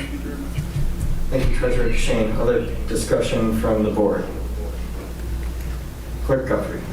So did I hear you just say that that is an alternate path to paving Cornell Road? Well, Cornell Road is still on the master plan. It's been on the master plan for several years. It's just always created difficulties for us really trying to actually construct that pathway because of the limited right-of-way and the difficulties of doing that. Sometimes if there's a wide right-of-way, we're able to construct those pathways fairly easily. Sometimes the residents don't have issues securing those easements if we need them, if we got to construct it outside of the road right-of-way. Cornell just provides a lot of challenges for us. Again, the township spent a lot of time and energy preserving that road corridor and make sure that trees weren't eliminated when the county paved that, I think in 2014 or 15. So it's just one of those trade-offs, right? I mean, if you want to have the trees tighter to the road, it just creates difficulties creating pathways. So instead of just throwing our hands up, we said, is there another alternative for us to find a north-south corridor in the eastern third of the township? And that's where we started looking at that utility corridor, saying there's a lot of potential with this, and we'd like to add it to the plan. So would we see this potential pathway in Cornell Road come off of the master plan if that were to happen? I would think that would make a lot of sense once we've secured that, identified the funding, and actually are ready to proceed with that. A lot of times we don't recommend removals unless there's a real strong sentiment because, again, it's a future master plan. Who knows what the future may occur in 25 years. If it's not constructed by then, you may have an entire change, decline of the trees through there or something. So again, there's really nothing driving removing it at this point, but I would say in the future, if we construct the pathway along Consumers Energy Corridor, there probably wouldn't be a need anymore. And then again, it could be removed at that time. Would it be a paved pathway on that Consumers Corridor? That would be our recommendation when we actually, were to construct the pathway. Typically, our pathway system is 7 feet wide, although we are moving towards the 10-foot wide, just because of state dollars, federal dollars. They actually require that we do a minimum of 10-foot wide. So a lot of our pathways, as we're constructing those, if we're using grant dollars, they're becoming naturally wider. You know, there's a lot of bikers on that road. Have you heard from residents or users of Cornell Road about what they would, I know we don't have anybody here tonight, but I know people have expressed opinions about being able to ride along Cornell Road because it's a natural beauty road and it's really nice to drive on or to bike or run, and I've seen a lot of people on there. Have you received any feedback from people? There's a strong desire to have a pathway in that eastern portion of the township, but people that actually have tried to walk it, in fact, I'm one of them, you really are, it's just not desirable. In fact, it's just so narrow. There isn't even a nice, the paved shoulder isn't even wide enough. You're just uncomfortable walking along Cornell Road. So it really isn't viable at this time. I really think we need to be looking at alternatives. Speaking of viable, Mount Hope Road, I saw you had on the master plan potentially putting in that sidewalk on the north side where the dark property is. Is that still viable? I've had a couple of people from the Indian Hills neighborhood call me and ask me, is that ever going to happen? I said, I don't know, probably not, but then I saw it on the map tonight. It's another one of those, what I call the historical gaps. It's been on the pathway master plan for several rounds. It's just one of those where we have to, when we're looking to construct these pathways, we got to say how much time and energy is involved with trying to secure some of these easements. If we can construct the pathway within the public right-of-way, it's fairly easy. It's when you have to secure easements, if someone pushes back, essentially it's their private property, so we have to come to some type of agreement with them. For the most part, we've been successful. There are some areas where the community says, we really want this pathway, and we've played, pretty, well, we've been successful securing those easements with some trade-offs. But again, that portion of Mount Hope would remain on the pathway until we find it, again, viable for us to proceed with it. So that's just... That's an expensive one, right? Because it drops off, there's a lot of wetland right there. Topography can make a lot of these very difficult and expensive to do. They're not impossible, but again, a lot of those historical gaps are just for those reasons. Either we ran into a wall securing an easement, or the topography just made it too not cost effective to do it at that time. So, and the ones that I see along the 425 agreements, what happens when these 425 agreements are done with these pathways, sidewalks that are built along and inside these agreements? Well, you would have to look at the individual 425 agreements and see how they're set up, because a lot of times they have specific language on how either utilities, if they ever revert, if they do revert, sometimes they never do. The township just basically no longer receives the millage portion that they're getting on those 425s. They actually stay with the other jurisdiction. But if you look on the pathway master plan, like at the Costco area, you'll notice those are in green, and those actually indicate that those are the City of East Lansing's pathways. So again, we include it on our map to show the connectivity, but they're not part of our pathway system. Is that the same with College Fields? College Fields, we have identified future pathways, but they haven't been constructed yet. And actually, that's one of the reasons, number 7, we're encouraging that get included, because that may create a connection through the Sturk property, land preservation property, and allow us to kind of create a loop around that City of Lansing 425 agreement. Well, I have one last question. The cross-country trails that I saw in there, do you have to get easements and work with the homeowners to get that? Okay. We do, and one of the reasons we like to have some of those on there, though, is when a developer comes forward, we make it a condition of the development that typically, if it's identified on the pathway master plan as a condition of the development, they have to construct that pathway or pay money in lieu of construction at the time. Sometimes it doesn't make sense to construct it if you're not going to connect any gaps. So that's another reason to have some of these identified on the master plan too. Thank you. Thank you, Clerk Guthrie. Trustee Jackson, and then Trustee Wazinski. Yes, Mr. Just call me Derek. Perry. Excuse me, Mr. Perry. So this is the schedule, this represents the scheduled master plan update for the Pathway Program. You have indicated and proposed additions to the plan for up to 2024. Is that correct? I should stipulate that once they're on the plan, they typically don't come off. Okay. So it's not like the 5-year plan's over, we start from scratch. They're basically, they live on here until the board says, no, we don't want to look at that anymore. Okay, and then in a couple of years, you're going to upgrade it so that you're planning out to 2026 and, okay. So now, my question is, what's next? So you've talked to all these groups and organizations and gotten input. You've had your public hearing, and this goes back to parks?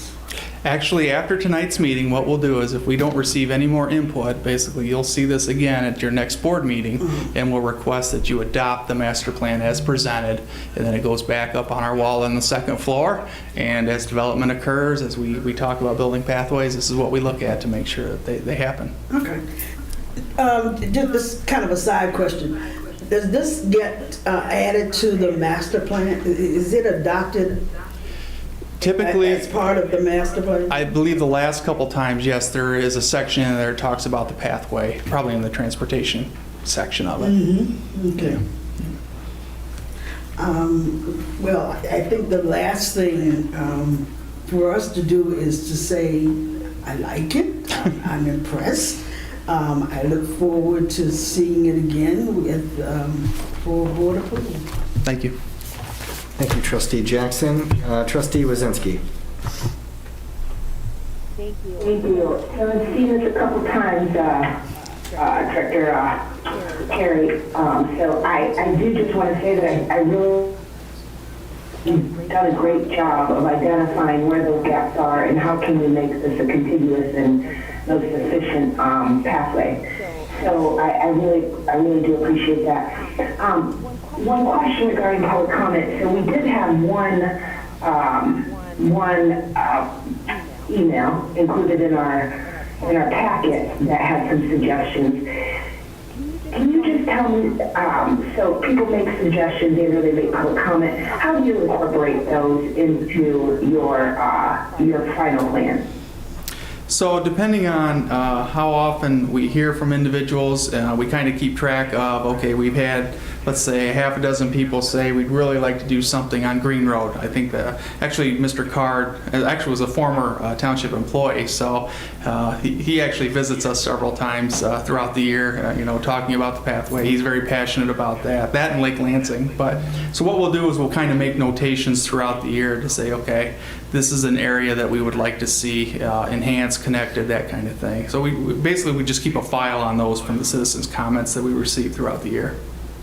A lot of times one of the comments we are is similar to the comment the clerk received. It's like, okay, the gaps on the pathway master plan, when are we going to be able to close that out? And that really led us to kind of talk about and have more of that short-term plan. So that allows us that people call in or email us, we can provide that to them and say, we're aware of that, here's the long-range plan, but here's kind of what we're looking to do over the next 3 or 4 years. And what I'm really hoping for is once we finish up the MSU to Lake Lansing pathway, really be able to hit some of these historical gaps and get those closed.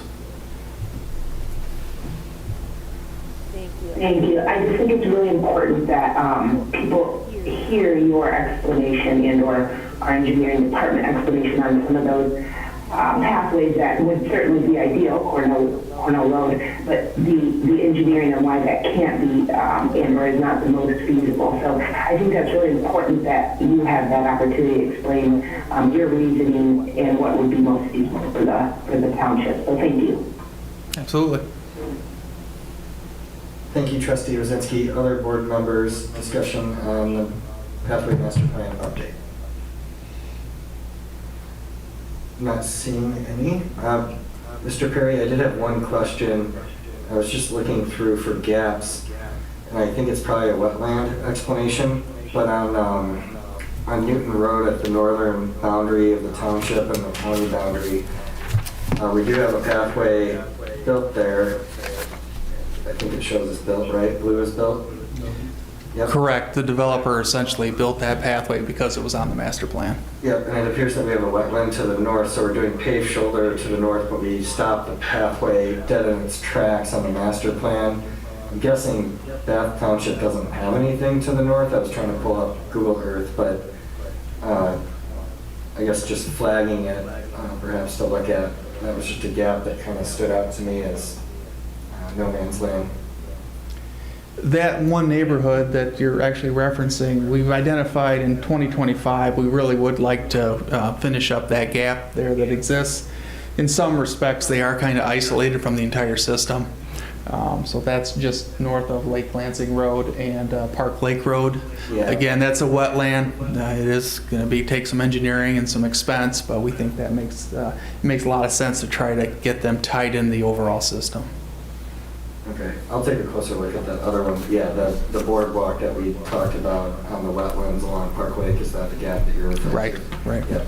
So I just noticed that one stub just kind of dead ending there, not going to the county boundary, but I know we struggle on our north side and our south side with and we have our neighbors, continuing that work at least through their immediately adjacent suburban and commercial areas. They don't really kind of continue that planning, but so just something to note. In the past, we have had some good conversations with them, and that's really why we tried to kind of complete that Saginaw corridor there whenever MDOT's doing some type of improvement up there, to see if we can't make some connections there. So especially with the commercial elements along there too, seems to be attractive for people trying to get those, visit those stores. Yep. And the only other one I just wanted to highlight for the board, the Raby Road vacated right-of-way kind of behind L&L Food Center and whatnot. That was actually not listed in the Pathway Master Plan, so we did put that one in, and that one could have a prospective developer where the developer would then have to put it in. So one of those timely ones for getting it in for prospective development. But I just want to thank Deputy Manager Perry and all the boards and commissions that spent time on this. It's only July, and we've got it updated halfway through the year. Appreciate it. Thank you. All right, we are now on to agenda item 13B, Smart Zone Local Development Finance Authority, which is back before us. And Director Clark can give us an update on the progress and the discussions that have been made. Absolutely. Absolutely. Thank you all. So I believe we had this initial discussion in April. Meridian Township has been approached and has had a few introductory meetings, and now kind of sits as an attendee to the monthly Local Development Finance Authority. That is a tax finance authority agreement between the cities of Lansing and East Lansing. Established in the early 2000s, it's a 5-year tax authority program that they have reestablished each 5 years in an attempt to grow and develop this smart zone, which focuses on industrial and big impact to technology support-based businesses. It has been the main support for the TIC, which has been out of East Lansing through their various programs that they hold with the TIC, and they also support Van Camp and other regional incubator businesses. One success that we talked about last time is that High Caliber was a student and essentially graduated out of that TIC program and now has its business here and is one of the most unique technological advances for entertainment in our community. So when approached by the LDFA to be entered into this program, it seems like a no-brainer, especially because they're concentrating on Don Avenue and on Towner Avenue, where our industrial parcels are, where we know that development should spur and where we have seen development spur. The $1 million in the Advanced Solutions building down on Don Avenue, as well as we've seen occupancy for the Van Camp building stay at just about 90% throughout the year, even during COVID. We just see that as a great opportunity to support those businesses that are in a really tight zoning categories. We don't have a lot of those opportunities for industrial zone businesses in the community thus far. So the conversation is about whether or not the township should enter into the smart zone. It would fall with the 11 properties on Don Avenue, and I believe it's 9 properties on Towner Avenue that would be included in this smart zone. A question has been raised since the Don Avenue properties do fall within the corridor improvement authority that has been established. You know, are these competing tax authorities? But since the CIA does not have any tax authority right now, it would justify having Don Avenue included. And again, it's 5 years, so at any time the township could elect to be removed from the LDFA, and the amount of money that's captured is the money that we would be able to spend utilizing on those parcels either on Don or Towner. It's going to operate very similarly like our DDA or any other tax authority, where they're going to use the funds for that district that's created from that district to support job retention, seminars, infrastructure build-outs, and those kinds of things. I do have with me this evening, I want to bring them on up, Joe Carr, the Director and Executive Innovation Director for the LDFA, and he also helps to manage the LDFA board, which has members from the City of Lansing and East Lansing sitting on it, and LEAP sitting on it as of now. If the township board is interested in being a part of the LDFA, we would need a representative from the township board. My recommendation would be to have Trustee Jackson, as she is the LEAP liaison, and since it is a program that is heavily coordinated with LEAP and LEAP manages the activities of the Smart Zone, that may be a great way to have our liaison work in that capacity. Included in your packet tonight is the draft of the drafted plan between all 3 entities. The steps forward would be for Meridian Township to accept and propose the resolution to be accepted into the Smart Zone. The agreements would have to be made between all 3 communities, so it's a local an interlocal agreement between the City of Lansing, East Lansing, and Meridian Township onto the administrative processing and how we are all going to take on this TIF, as well as there's a suggestion in that plan to create a rising tide fund. Previously, the entities in this development authority took 100% of the capture that was created in their municipalities. So if we were using Don Avenue as an example for the 5 years, Meridian Township would have taken all 100%. It is at this time proposed that the communities do a 90%-10 split, where 10% of the funds captured go into a rising tide to be used across all 3 municipalities. When you take a look at the details of the funds that have been captured since the start of this Smart Zone, you'll see that a lot of activity comes from the City of East Lansing, and they've had major developments in the past few years that have been major contributors that's taken this fund from $100,000 to $300,000 in available capture. So the conversation now is the communities may want to create a fund where all 3, including the City of Lansing, East Lansing, and Meridian Township, would be able to spread this 10% for business retention, build-outs, and any other programs we would like to make to support the rise of the entire LDFA. I think I've kind of gone over the high notes of this, and I let the board start to ask questions. Or actually, did you have anything else you wanted to introduce, Mr. Carr? No, not at this time, but I'm happy to answer any questions. Questions from board members? Don't everyone go at once. Trustee Wazinski.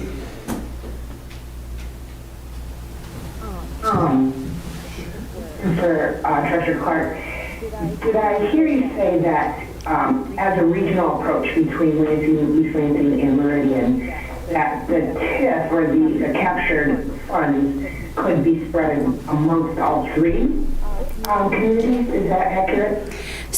The conversation right now is that moving forward, the 3 entities would agree to a 90-10% split. So 90% of the funds captured from the eligible parcels in their communities would stay within those districts in the communities, and the 10% would be a share across all 3.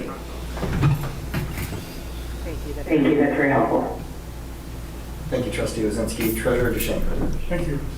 So on page 133 of our packet, we see the estimates of taxable value captured at assessed value 2022 to 26. Looking at the 2022 estimate, you're looking at the taxable value of approximately $4.5 million and a captured value of $44,254, correct? So with the proposed plan, $40,000 of that would stay in Meridian Township and $4,000 will go into the regional pool. Moving to 2026, captured taxable value of nearly $5 million, $412,000 in captured money. So 360 would stay here, 40 would go into the regional pool. Is that That's correct? the general idea, yes. And a question for our guest. The city of Lansing has shows no captured value well on to 2026. I guess I'm just, meanwhile, East Lansing grows from 31 million to 36 million. Is the city of Lansing opting out, or why's the little participation there? From the city of Lansing, this entity was formed around the year 2007. So property values were at that high level before the housing market crashed. So as property values declined, they are essentially underwater. So there is no revenue to be captured at this time. However, with that district specifically, there is some development occurring, but it's hard to anticipate what level there is. So with this proposal that we're going to be submitting to the MEDC for their approval ultimately, we felt it was the safest just to declare that there would be no capture because there's nothing that is generating revenue at this time. Are there additional MEDC monies that are contributed to these smart loans as well?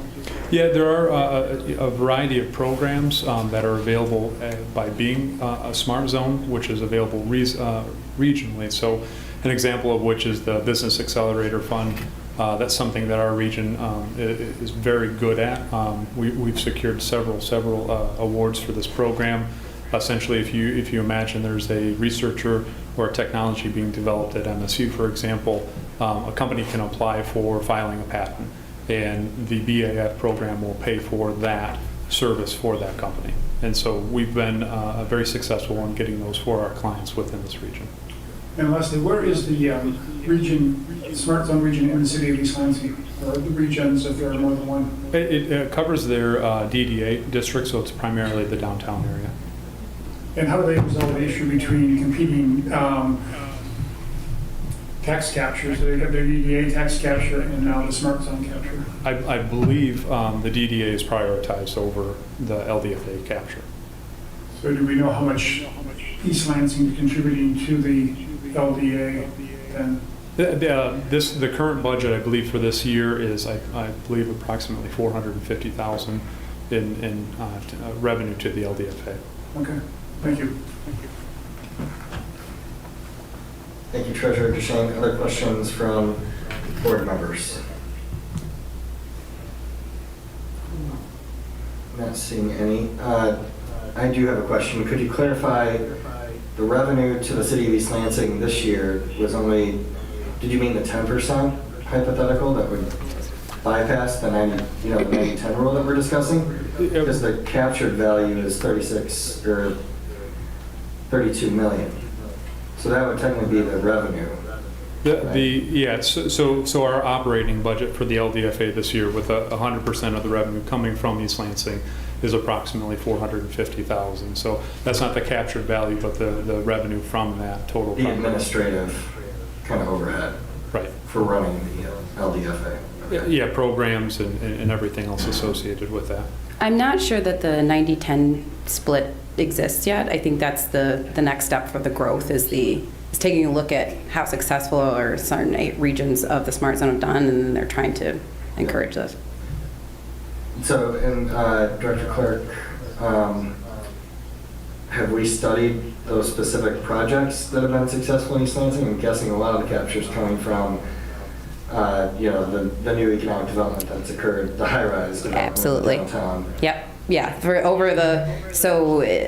2019, the fund from the LDFA reached $100,000. In the next 2 years, it it doubled due to those buildings being completed. So that is the anticipation as we see those developments, those major developments happen. I think for the city of Lansing, they did it, assume the large McLaren would be included in this in their future, expectations when we created the LDFA, and now with it not being a taxable element, I think they're looking for future, but yeah. Okay. So East Lansing kind of uses it to augment their DDA, and obviously they have, aging infrastructure down there. They have decoupling of the stormwater and the sewer systems. They have some unique infrastructure costs. So I could see how they're using it as a utility.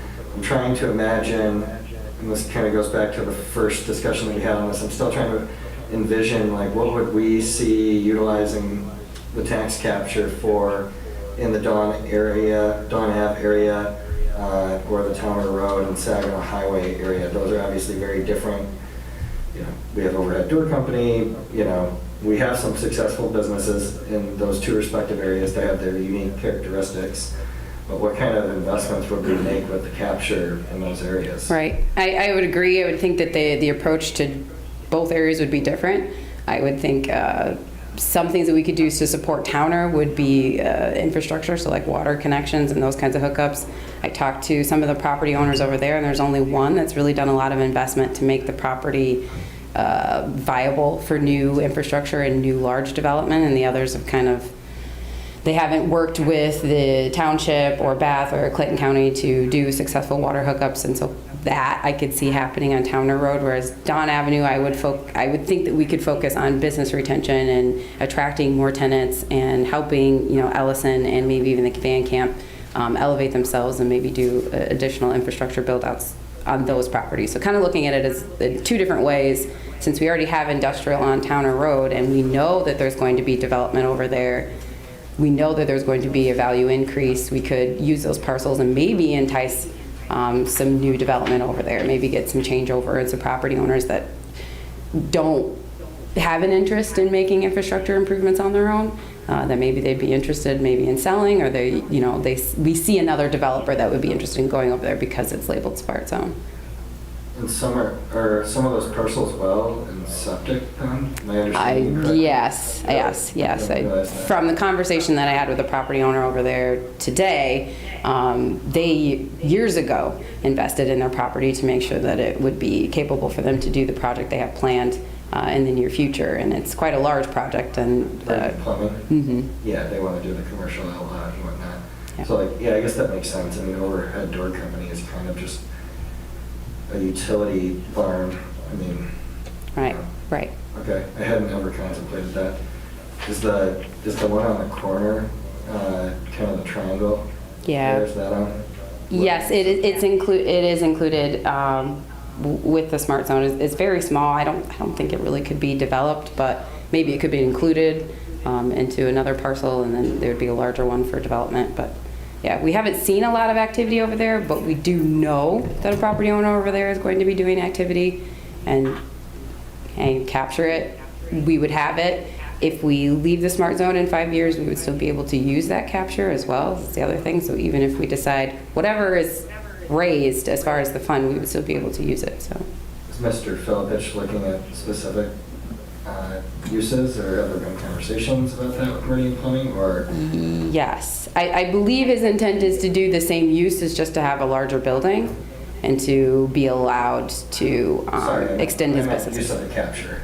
Have there been discussions with Mr. Filipich and Meridian Plumbing about use of the capture as it relates to some of his long-range plans, or, Yes. aware of this all? And Yes. what would he like to utilize capture for if he is interested? Yes, we talked today, and so really the conversation was what could he use it for, and when we talk phase 2 of his plan, I could see us really being, the LDFA being a really good partner in that. I think he's trying to take his business to a little bit of a new leg and to offer some more products and services for his customers, and so I could see us being a part of maybe a second build out, because his plans originally were quite large. Okay. Other board members with questions?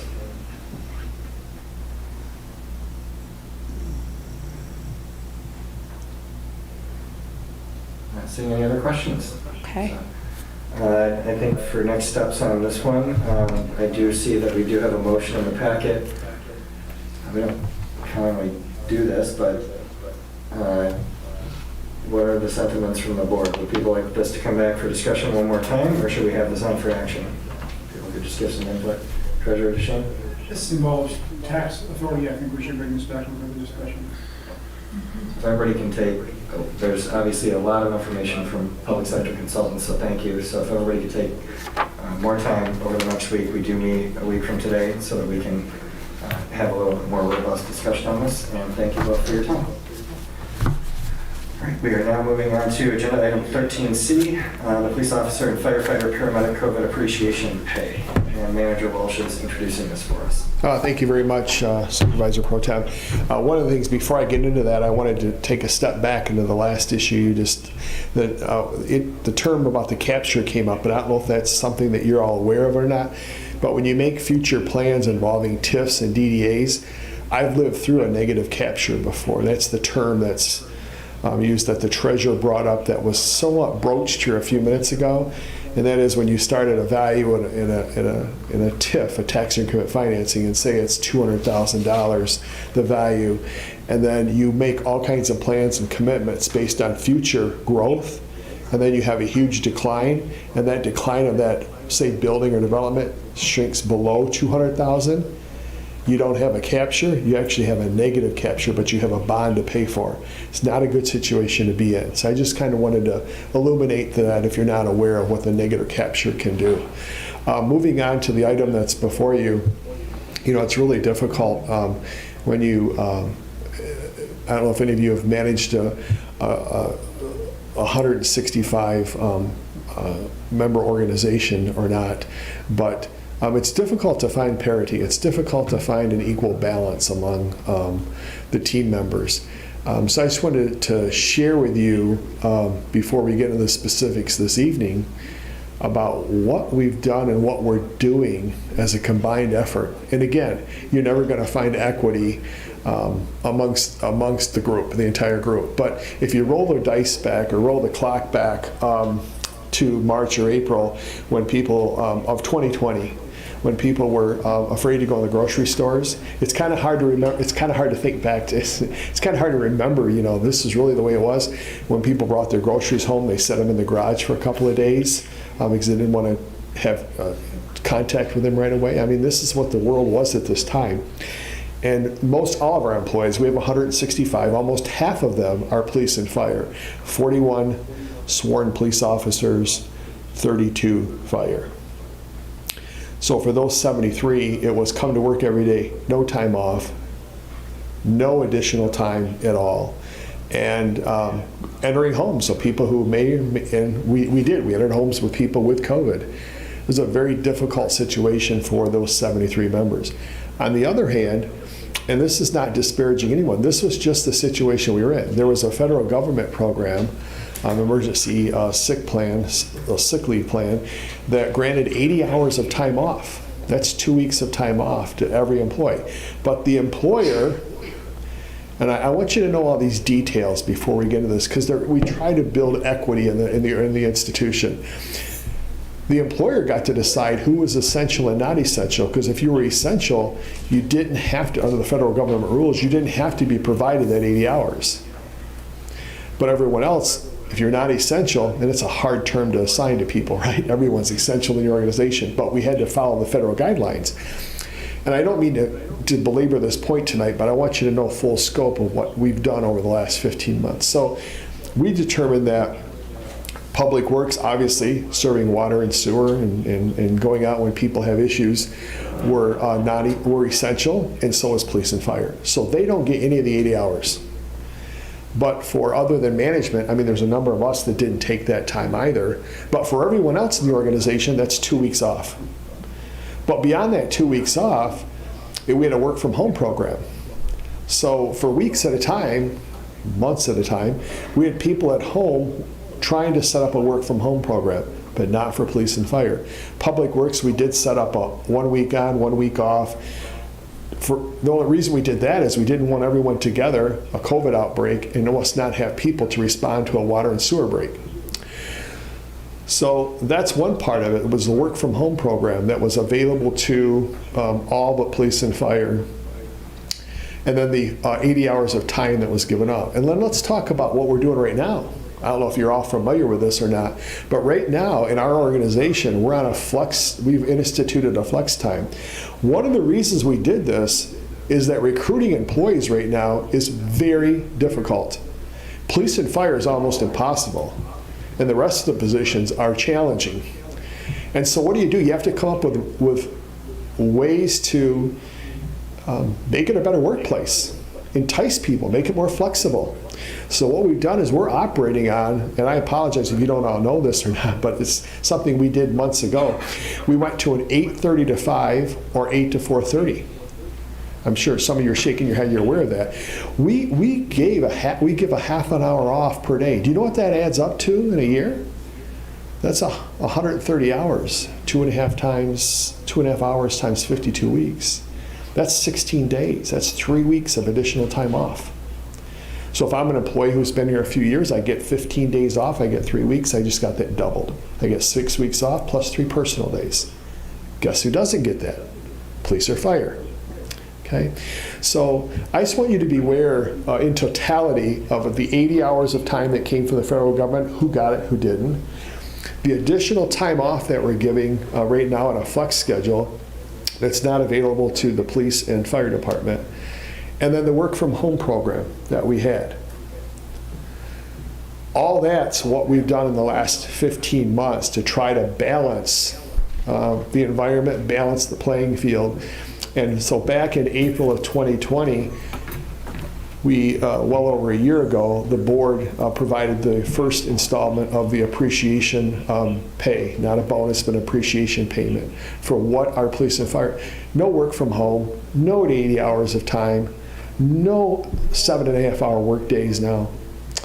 They have really had to step up, and they've had to continue that month after month after month. So tonight, I'm sorry I've went on, but I wanted you to know a full picture of what our organization has done and what we're doing. And I'm asking you tonight to consider a second payment to the police and firefighters, all who are sworn, paramedics I should add as well, firefighter, paramedics, and police officers. And we have approximately right now 67, 68. And so that $1,000 payment would go through payroll. You end up with $700 and some typically. And so that's what I'm asking and requesting on behalf of Director Tehoff and myself, Director Perry, who sat down and tried to figure out again, how do we balance the organization? It's not perfect, but I think it's a wise move. So that's what's the request before you tonight. I'd be happy to answer any questions, Mr. Supervisor. Thank you, Manager Welsh. So real quick before board member questions, just to clarify. So with the federal guidelines, we determined that public works employees were not essential and they didn't qualify for the federal reimbursement, but we're still giving them the 130 hours of flexibility, if I'm understanding that correctly.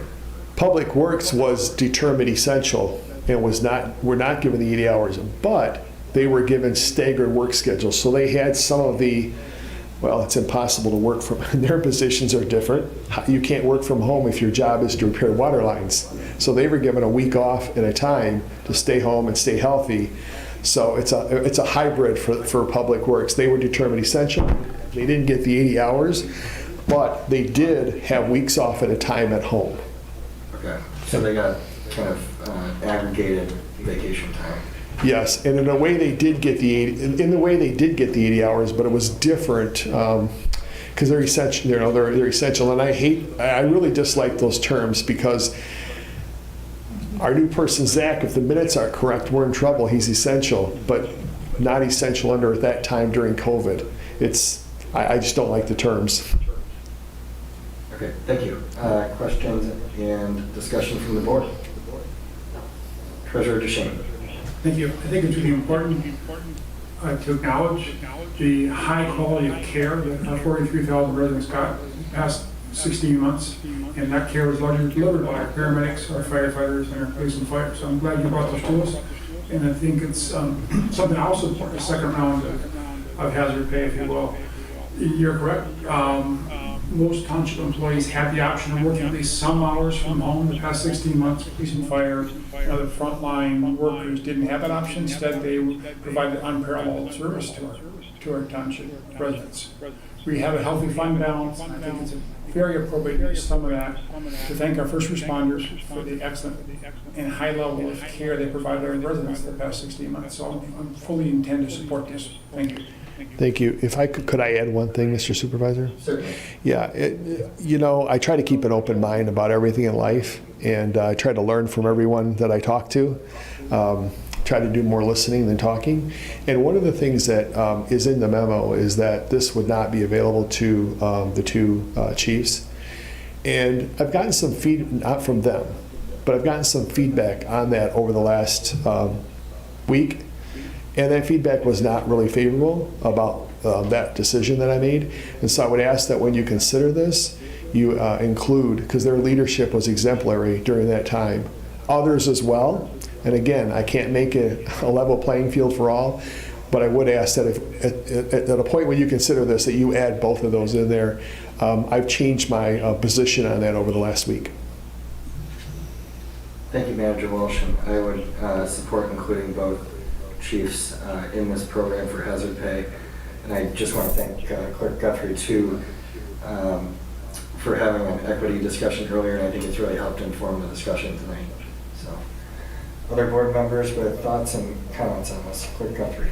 I want to thank you for providing detailed information about what happened last year, since I was sworn in on November 20th, and well, I probably should have been abreast of all of it. I really appreciate the conversation we had and your leadership in that, because what it showed me is that I had not done a great job of providing all this information to the board. So it was enlightening, the conversation we had, and that's really why I went over all this tonight. So thank you.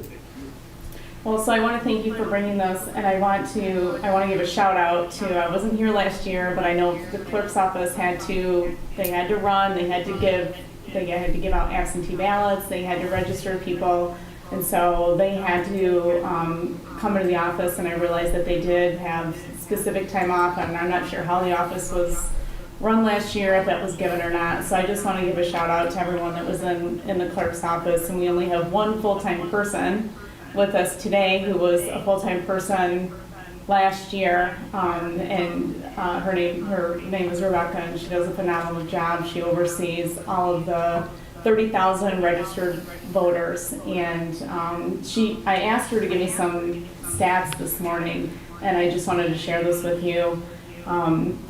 They had 199 new voters registered 14 days prior to the election in March. They had 112 absentee voter ballots were issued in the clerk's office the Monday prior to Election Day. They had 938 absentee voter ballots that were returned on Election Day in March. In August, they had 151 new voters that they had to register. So when somebody comes in, you have to look at their information. You have to verify where they're living. You have to look at their documentation. You have to go back, you have to print out, if they want an absentee ballot, you have to print it out, you have to go back to that person and give them their absentee ballot. So there's a lot of interaction that goes on. And so I thank her for enlightening me today and providing me information with how many people they actually register and give absentee ballots to for each. I won't read through all of it. For each of last year's elections. And I want to thank the manager for his leadership and this board for the decisions that they made last year to show appreciation to the staff and the continued appreciation. And I know it's not in the memo, but I'm all for relaxed clothing and still allowing jeans to be worn on a regular basis. I think staff likes it. I know I do. And it's interesting you say that. But out of all the decisions that we've made as a directors about the things that we try to do, the casual workplace draws more favorable comments from people than any financial stuff that we've done. It's a very popular thing that we have here. So thank you for bringing that up. Thank you, Clerk Guthrie, and thank you, Manager Walsh. Other comments or discussion from the board? I believe we are ready. Oh, Trustee Wazinski. Thank you, Supervisor Fulton. I would just like to echo that what Manager Walsh said. It's really difficult to identify the difference between essential and non-essential, especially when you're working at a public public agency. And I know there needs to be definitions based on legally. So I want to thank everybody at the township, all the staff for being there and continuing to do their job in very harsh circumstances and still serve our public. So I support hazard pay for our first responders and our essential workers, but just wanted to. Thank you, Trustee Wazinski. And Manager Walsh clarified, am I wrong? Was the work flexibility kind of staggering, and that work flexibility, didn't that come about through staff input based on when it was getting dark earlier in the day? And then we kind of continued it through COVID? Was my memory not serving? No, you're correct, mostly. Yeah, you're exactly right. We looked at this flexible schedule, the one that we have in place now. We looked at that a year and a half ago, well, 2 years ago now, before COVID. It's been a year and a half. So yeah, about 6 months prior to COVID, we looked at it. We ran into some issues of equity among the departments and just decided it wasn't going to work at that time. And so after COVID and people started coming back, just implemented it. Said we're coming back casual, and we're on a flexible schedule. You pick 8 to 4:30 or 8:30 to 5, as long as the whole department's covered, and you stagger it, and that's the end of the discussion. That's what we're going to do, and it's gone over extremely well. Okay. I thought it had been implemented that fall, because I know the board discussed it in the fall of 2019. I know there was, Clerk Dreyfus was opposed, but I thought it had been implemented, but... You're right on. We really tried to. You understand the full gamut. Okay. Pretty indelicate. Thank you for doing so. Any other... Trustee Jackson? Yes, I would just say that I am ready and prepared to support this proposal and with the inclusion of the 2 chiefs. I think we have unanimous support. Would anyone consider making a motion to suspend the rules to take this up for consideration this evening? And then we would need a motion to approve the police officer and firefighter / paramedic COVID-19 appreciation pay with the inclusion of both chiefs. Are you? Oh, I'm sorry. Yep, I'm sorry. So it was moved and seconded. Any discussion on suspending the rules? Would the clerk please call the roll on suspending the rules? Supervisor Steiger still on this. Supervisor Steiger? All right, Trustee Wazinski? Yes. Trustee Sumlin? Yes. Trustee Opsmer? Yes. Trustee Jackson? Yes. Treasurer DeShane? Yes. Clerk Guthrie votes yes. And Supervisor Steiger, are you with us at this time? Let's give him just a moment.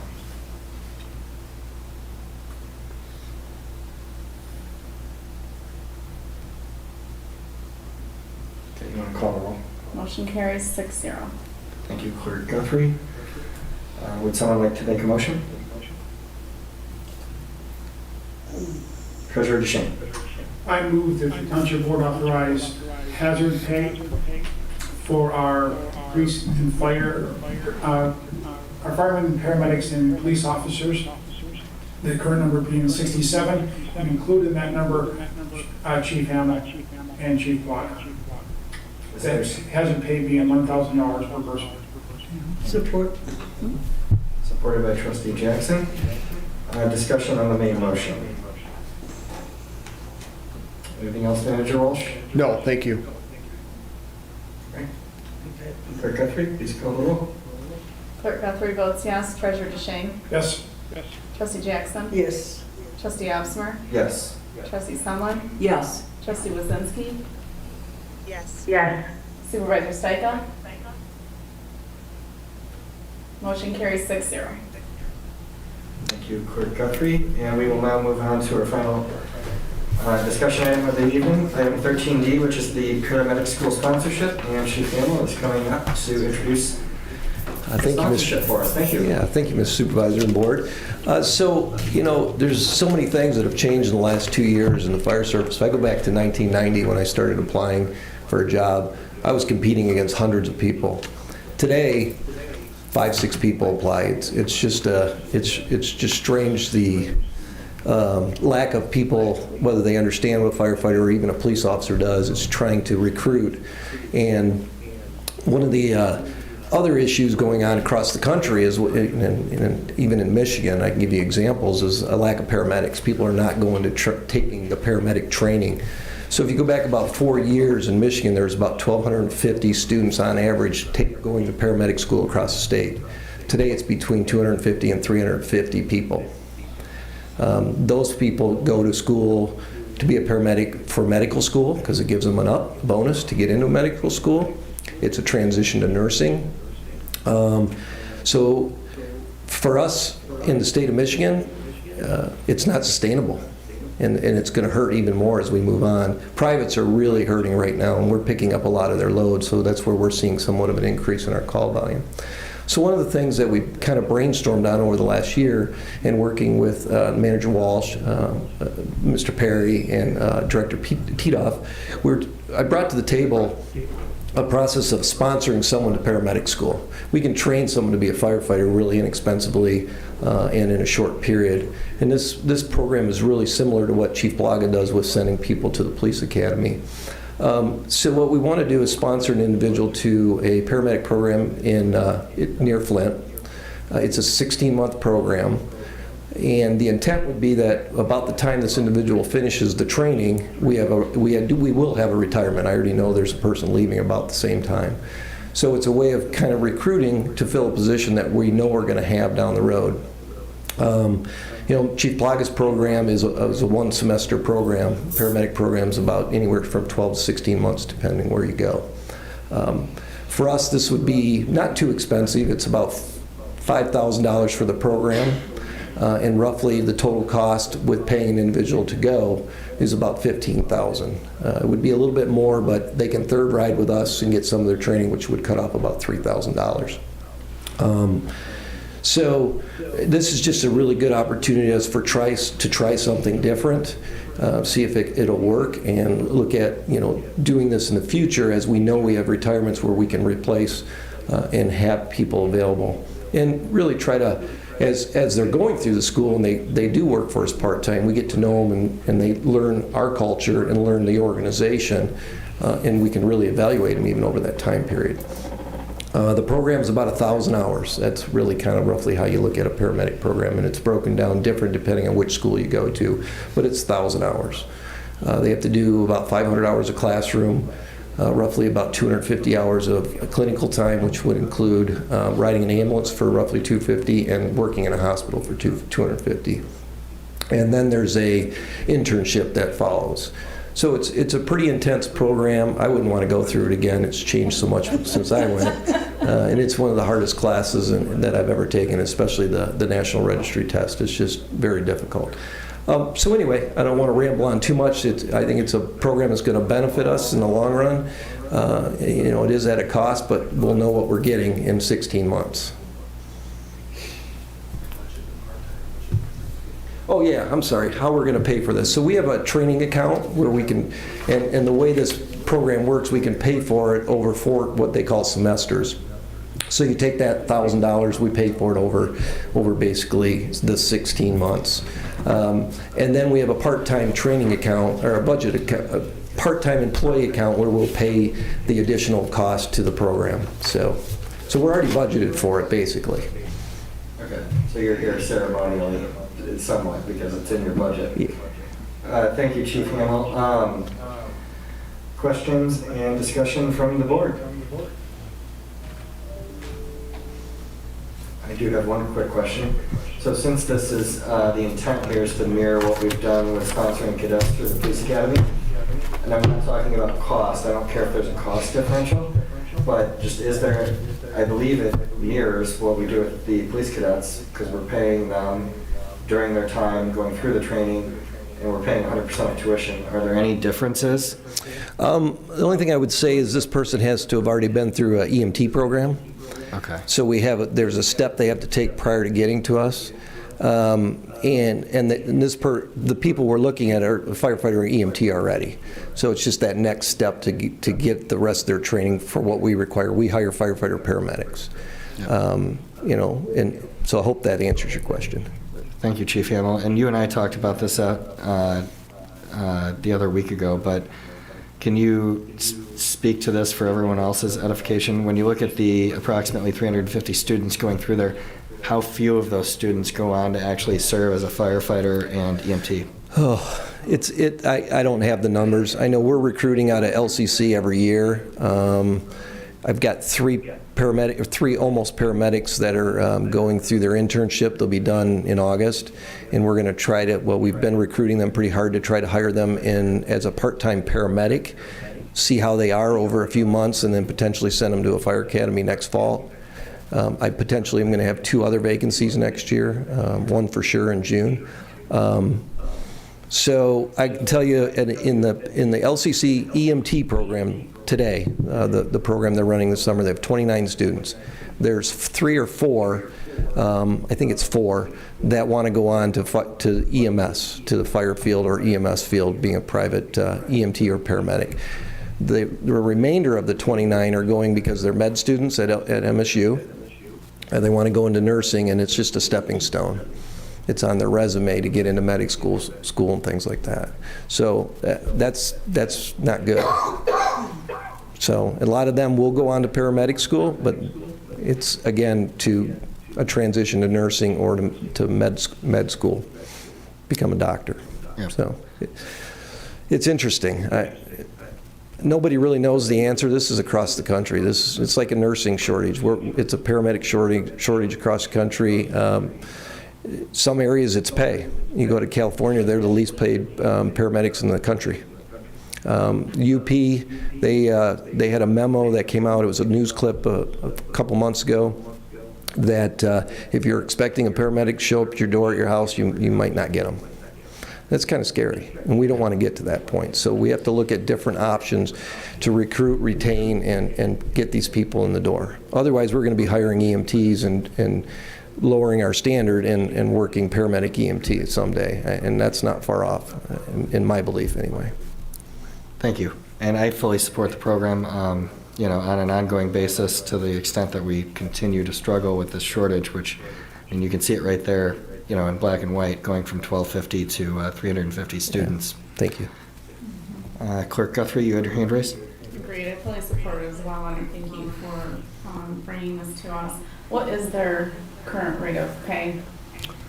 They start off here at the township. At township, it's a little over 42. 42,000 a year. 42,000, yeah. How is that comparable to East Lansing, other communities the size of Meridian Township? So we're very close to East Lansing, almost exact. Delta pays more like Lansing, which is a lot more than us, bigger city. Delhi's a little less. I'm trying to think who else. Lansing Township's less. So we're probably 3rd in the county, behind, in the county it'd be Lansing, and then we're pretty equal again to East Lansing, so those would be the top 3 in the county. Pretty comparable. Yeah. Now you go out to the east side of the state, we don't even come close. There's a lot of money out there. They start at our top pay. And we can't compete with that. We never will be able to. So, what is the retention for firefighters at Meridian Township? How long do they stay here on average? So I've had 2 leave since I started. One was here prior to me starting. He went to Lansing. And then a gal that we actually sponsored to Fire Academy, that was a paramedic. She worked for us for a bit and decided she wanted to go try Lansing also. Other than that, we've had a couple leave that just decided at 15 years it wasn't for them anymore. Well, I stole Zach from Lansing, so now we're even. Yeah. So, and the draw in Lansing is they're busy. They get a day off the ambulance, that gets wearing after a while. It's a big city. It draws more fires. They probably have a couple hundred fires a year, but it's still only 1% of what they do. And I try to explain that to young firefighters that you're going there, but you're going to get beat up. They're busy. They run 21,000 calls a year. We're at about 5,000 on average. It's a lot of, it beats you up. I worked there for 25 years, and it's worse than when I was there. I mean, in regards, when I left, there was about 16,500 runs a year, and they're at about 21,000 now. They're busy. So. Thank you. Other questions from the board? Trustee Jackson. Chief, you mentioned expected retirement. Can you talk about how much churn you've had and just retirements in the last few years? Boy, I'm trying to remember. Not that many. Only a couple retirements. I've had two retirements last year in April. That's where we've actually on the agenda next week we'll have our final firefighter. We're filling a position, which COVID's been good for that because we haven't used a lot of vacation, so we haven't had a ton of overtime, but we're getting back to normal now. So I've had two of my more senior people resign, move on. Both had about 15 years, and then two retirements. Future coming, Chief Priest can leave this October, but I know he's not leaving till next year, and I don't know that he'll leave unless he finds another job. He really enjoys being here. Captain Richardson can retire next June. He is leaving. Paul Cullimore, Lieutenant, can retire next October, and that's who this paramedic student will fill. And then the following January, a year from this January, I have both my battalion chiefs retiring, Mark and Ken. And then there's a couple every year from there on out. So it's 25 and 50, so once they reach that retirement age, that's when they generally go. And are we preparing to train new replacements officers at the rate of one every 16 months? Yeah, so we've got quite a few programs we put in place in the last 3 years. We have a battalion chief manual we put together. So what happens is our battalion chiefs are constantly working with anybody that has the ability to test for their positions, and a lot of things have changed in really preparing people for their job. Same thing with some of the lieutenants that will be testing for captain. We're preparing them for the job, and our captains have done a great job cultivating that. So yes, we're always trying to make sure we're ready for the future, because if not, I don't want someone to step into a position that they're going to command a fire and life and death's in their hands, right? Mm-hmm. They have to know the job and be ready to go. Sure. Thank you.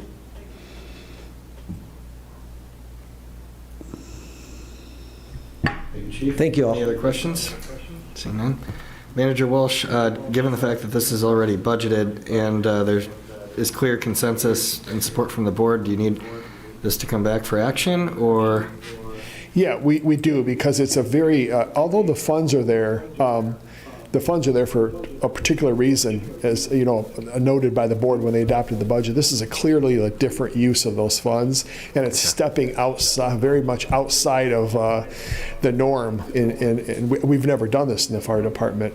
So I do think action by the board speaks loudly here, and would be a very important part of the process, because this could be a long-term solution for us. So yeah, I do think action from the board would be important. Thank you. It looks like the chief has a couple other comments as well. Yeah, one thing I forgot to mention is, so this person, just like they do with Chief Plagas, they'll have to sign a contract that they stay with a minimum of 3 years. So the nice thing is 3 years plus that is to get some of the benefits that are contractual now that have to stay 5 years. So this is actually another way to keep someone in the seat for a while, and then, you know, after 3 years, you know, why leave, right? Unless you just don't like the job. So I missed telling you that. I just want to let you know that. Yep, and that mirrors the cadet program that we have as well. Yep. So thank you to you and Chief Plaga for your work on developing these programs. Thank you. Clerk Guthrie has one more question for you. Sorry, I have one last question. Is this one person to be sponsored each year or one every 3 years? So it's about timing. So this one that we're going to sponsor, the class starts August 30th, and then they'll be done just shortly after the retirement happens. So looking out, if we were to do this with other individuals, the next opportunity would be in January. And then I know we have the 2 battalion chiefs that can leave the following January. It'd be a few months delay, so we really kind of have to look at our timing on, Chief Blaga, he has a vacancy when he does this because it's only 1 semester he goes with a vacancy. For this, it's, a 16-month training program, so we really have to, because I don't want to train someone and not have an opening for them. So are you saying this is fluid? Like this could come, like 1 this year, could be 2 next year, Correct. could be 3 next year, depends on. Yeah, again, it's timing and planning it out. For you're exactly right. Can we do this and time it when there's a retirement? As we don't want to go 8 months after and not retain them. Mm-hmm. Okay, thank you. Thank you. Kathy has a. I just want to say I commend all of you for all the creative thought process that goes into this.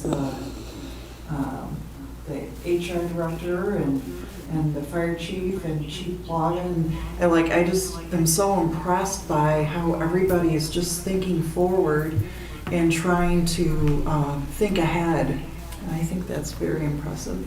Thank you. All right, we will bring this back for action at the next meeting unless someone has a motion otherwise. All right, that concludes our board discussion items. And we are back to item 14, or we are on to item 14, comments from the public. We do not have any members of the public still present. Item 15, other matters and board member comments. Supervisor Stajka. You are on mute. Sorry, I was doing it through my current situation. I was away from the vote on the police officer firefighter appreciation pay. And I was certainly 100% supporting that. I thought it was a wonderful program. I discussed it several times with the manager before he brought it forward. I think it's fantastic. Would you like? We could make a motion for reconsideration of that vote if you would like to redo the roll call real quick. I think they know I support them. Thank you, Mr. Supervisor. Other board member comments and matters before the board? All right, then we would need a motion to adjourn. Excuse me. Can I just say something? Yes. Thank you. Tonight was kind of difficult, but I want us to just step back for a minute. I think everyone that commented tonight had valid comments, regardless of what side of the discussion you were on. But I want us to step back as a group for a minute because it's important that we look forward, look out the windshield, not the rearview mirror, and what you've accomplished. When you talked about a few years ago, you talked about the roads, you talked about pension, you talked about retiree health care, we talked about starting solar, and the list could go on and on. Talked about increasing our fund balance. Look at what we're doing. We're leading the issue of hazard pay for police and fire. And I could go on and on for the next half hour. I'm not going to. But look at all the big issues that this board has accomplished. The roads are being fixed. Our retiree health care is 100% funded. Our township pension fund's 100% funded. We're making great strides as a community. We've got a lot of work to do. I won't get into all those tonight either. But let's continue to work together as a team and as a board. This is a very good community, and we have a lot going on. We have a lot to lose if we don't stay united. Doesn't mean we're going to always agree on 7-0 votes. I'm not talking about that. I'm just talking about the spirit of cooperativeness, and let's all stick together. It's really important. That's how we further our community. So thank you for the extra couple minutes. Thank you, Manager Walsh, and those comments are appreciated. Other board member comments or remarks? Seeing none, we would need a motion to adjourn. So moved. Moved and supported. Without objection, we are adjourned. Thank you all.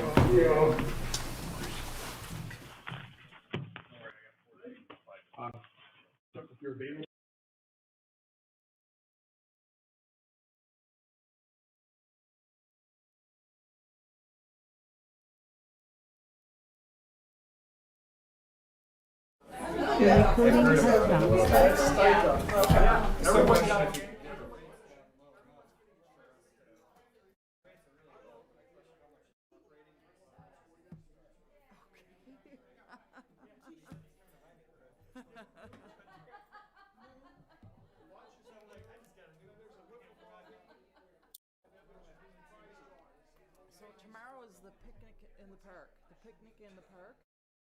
Tomorrow's the picnic in the park. And where is that at? Behind Oklahoma High School,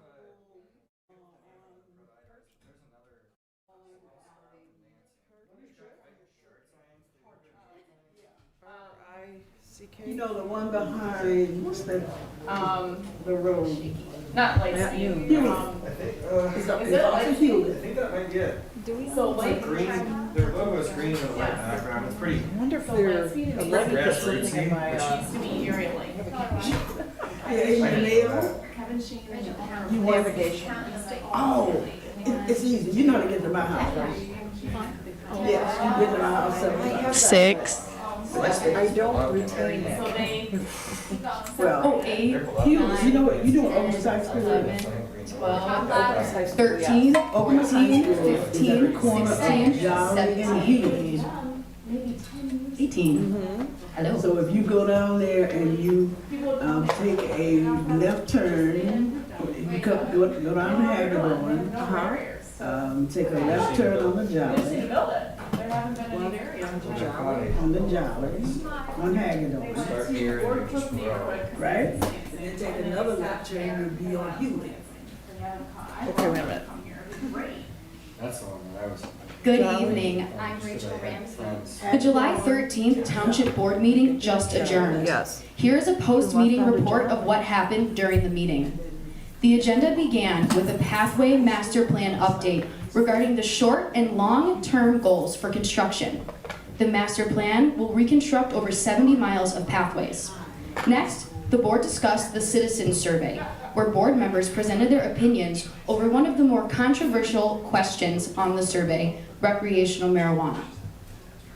Some board members felt this question in particular was inappropriate to include. With a 4-3 vote, the question will be removed from the survey.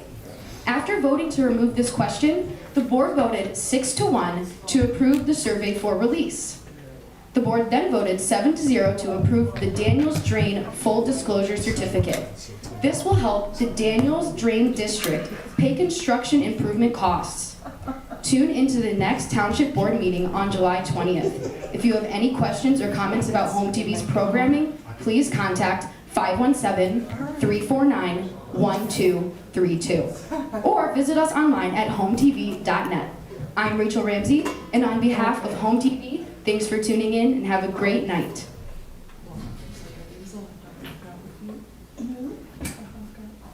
Oh, sure. Soon as I find my keys. Yeah, I have a fob. My keys know where I am. Your keys.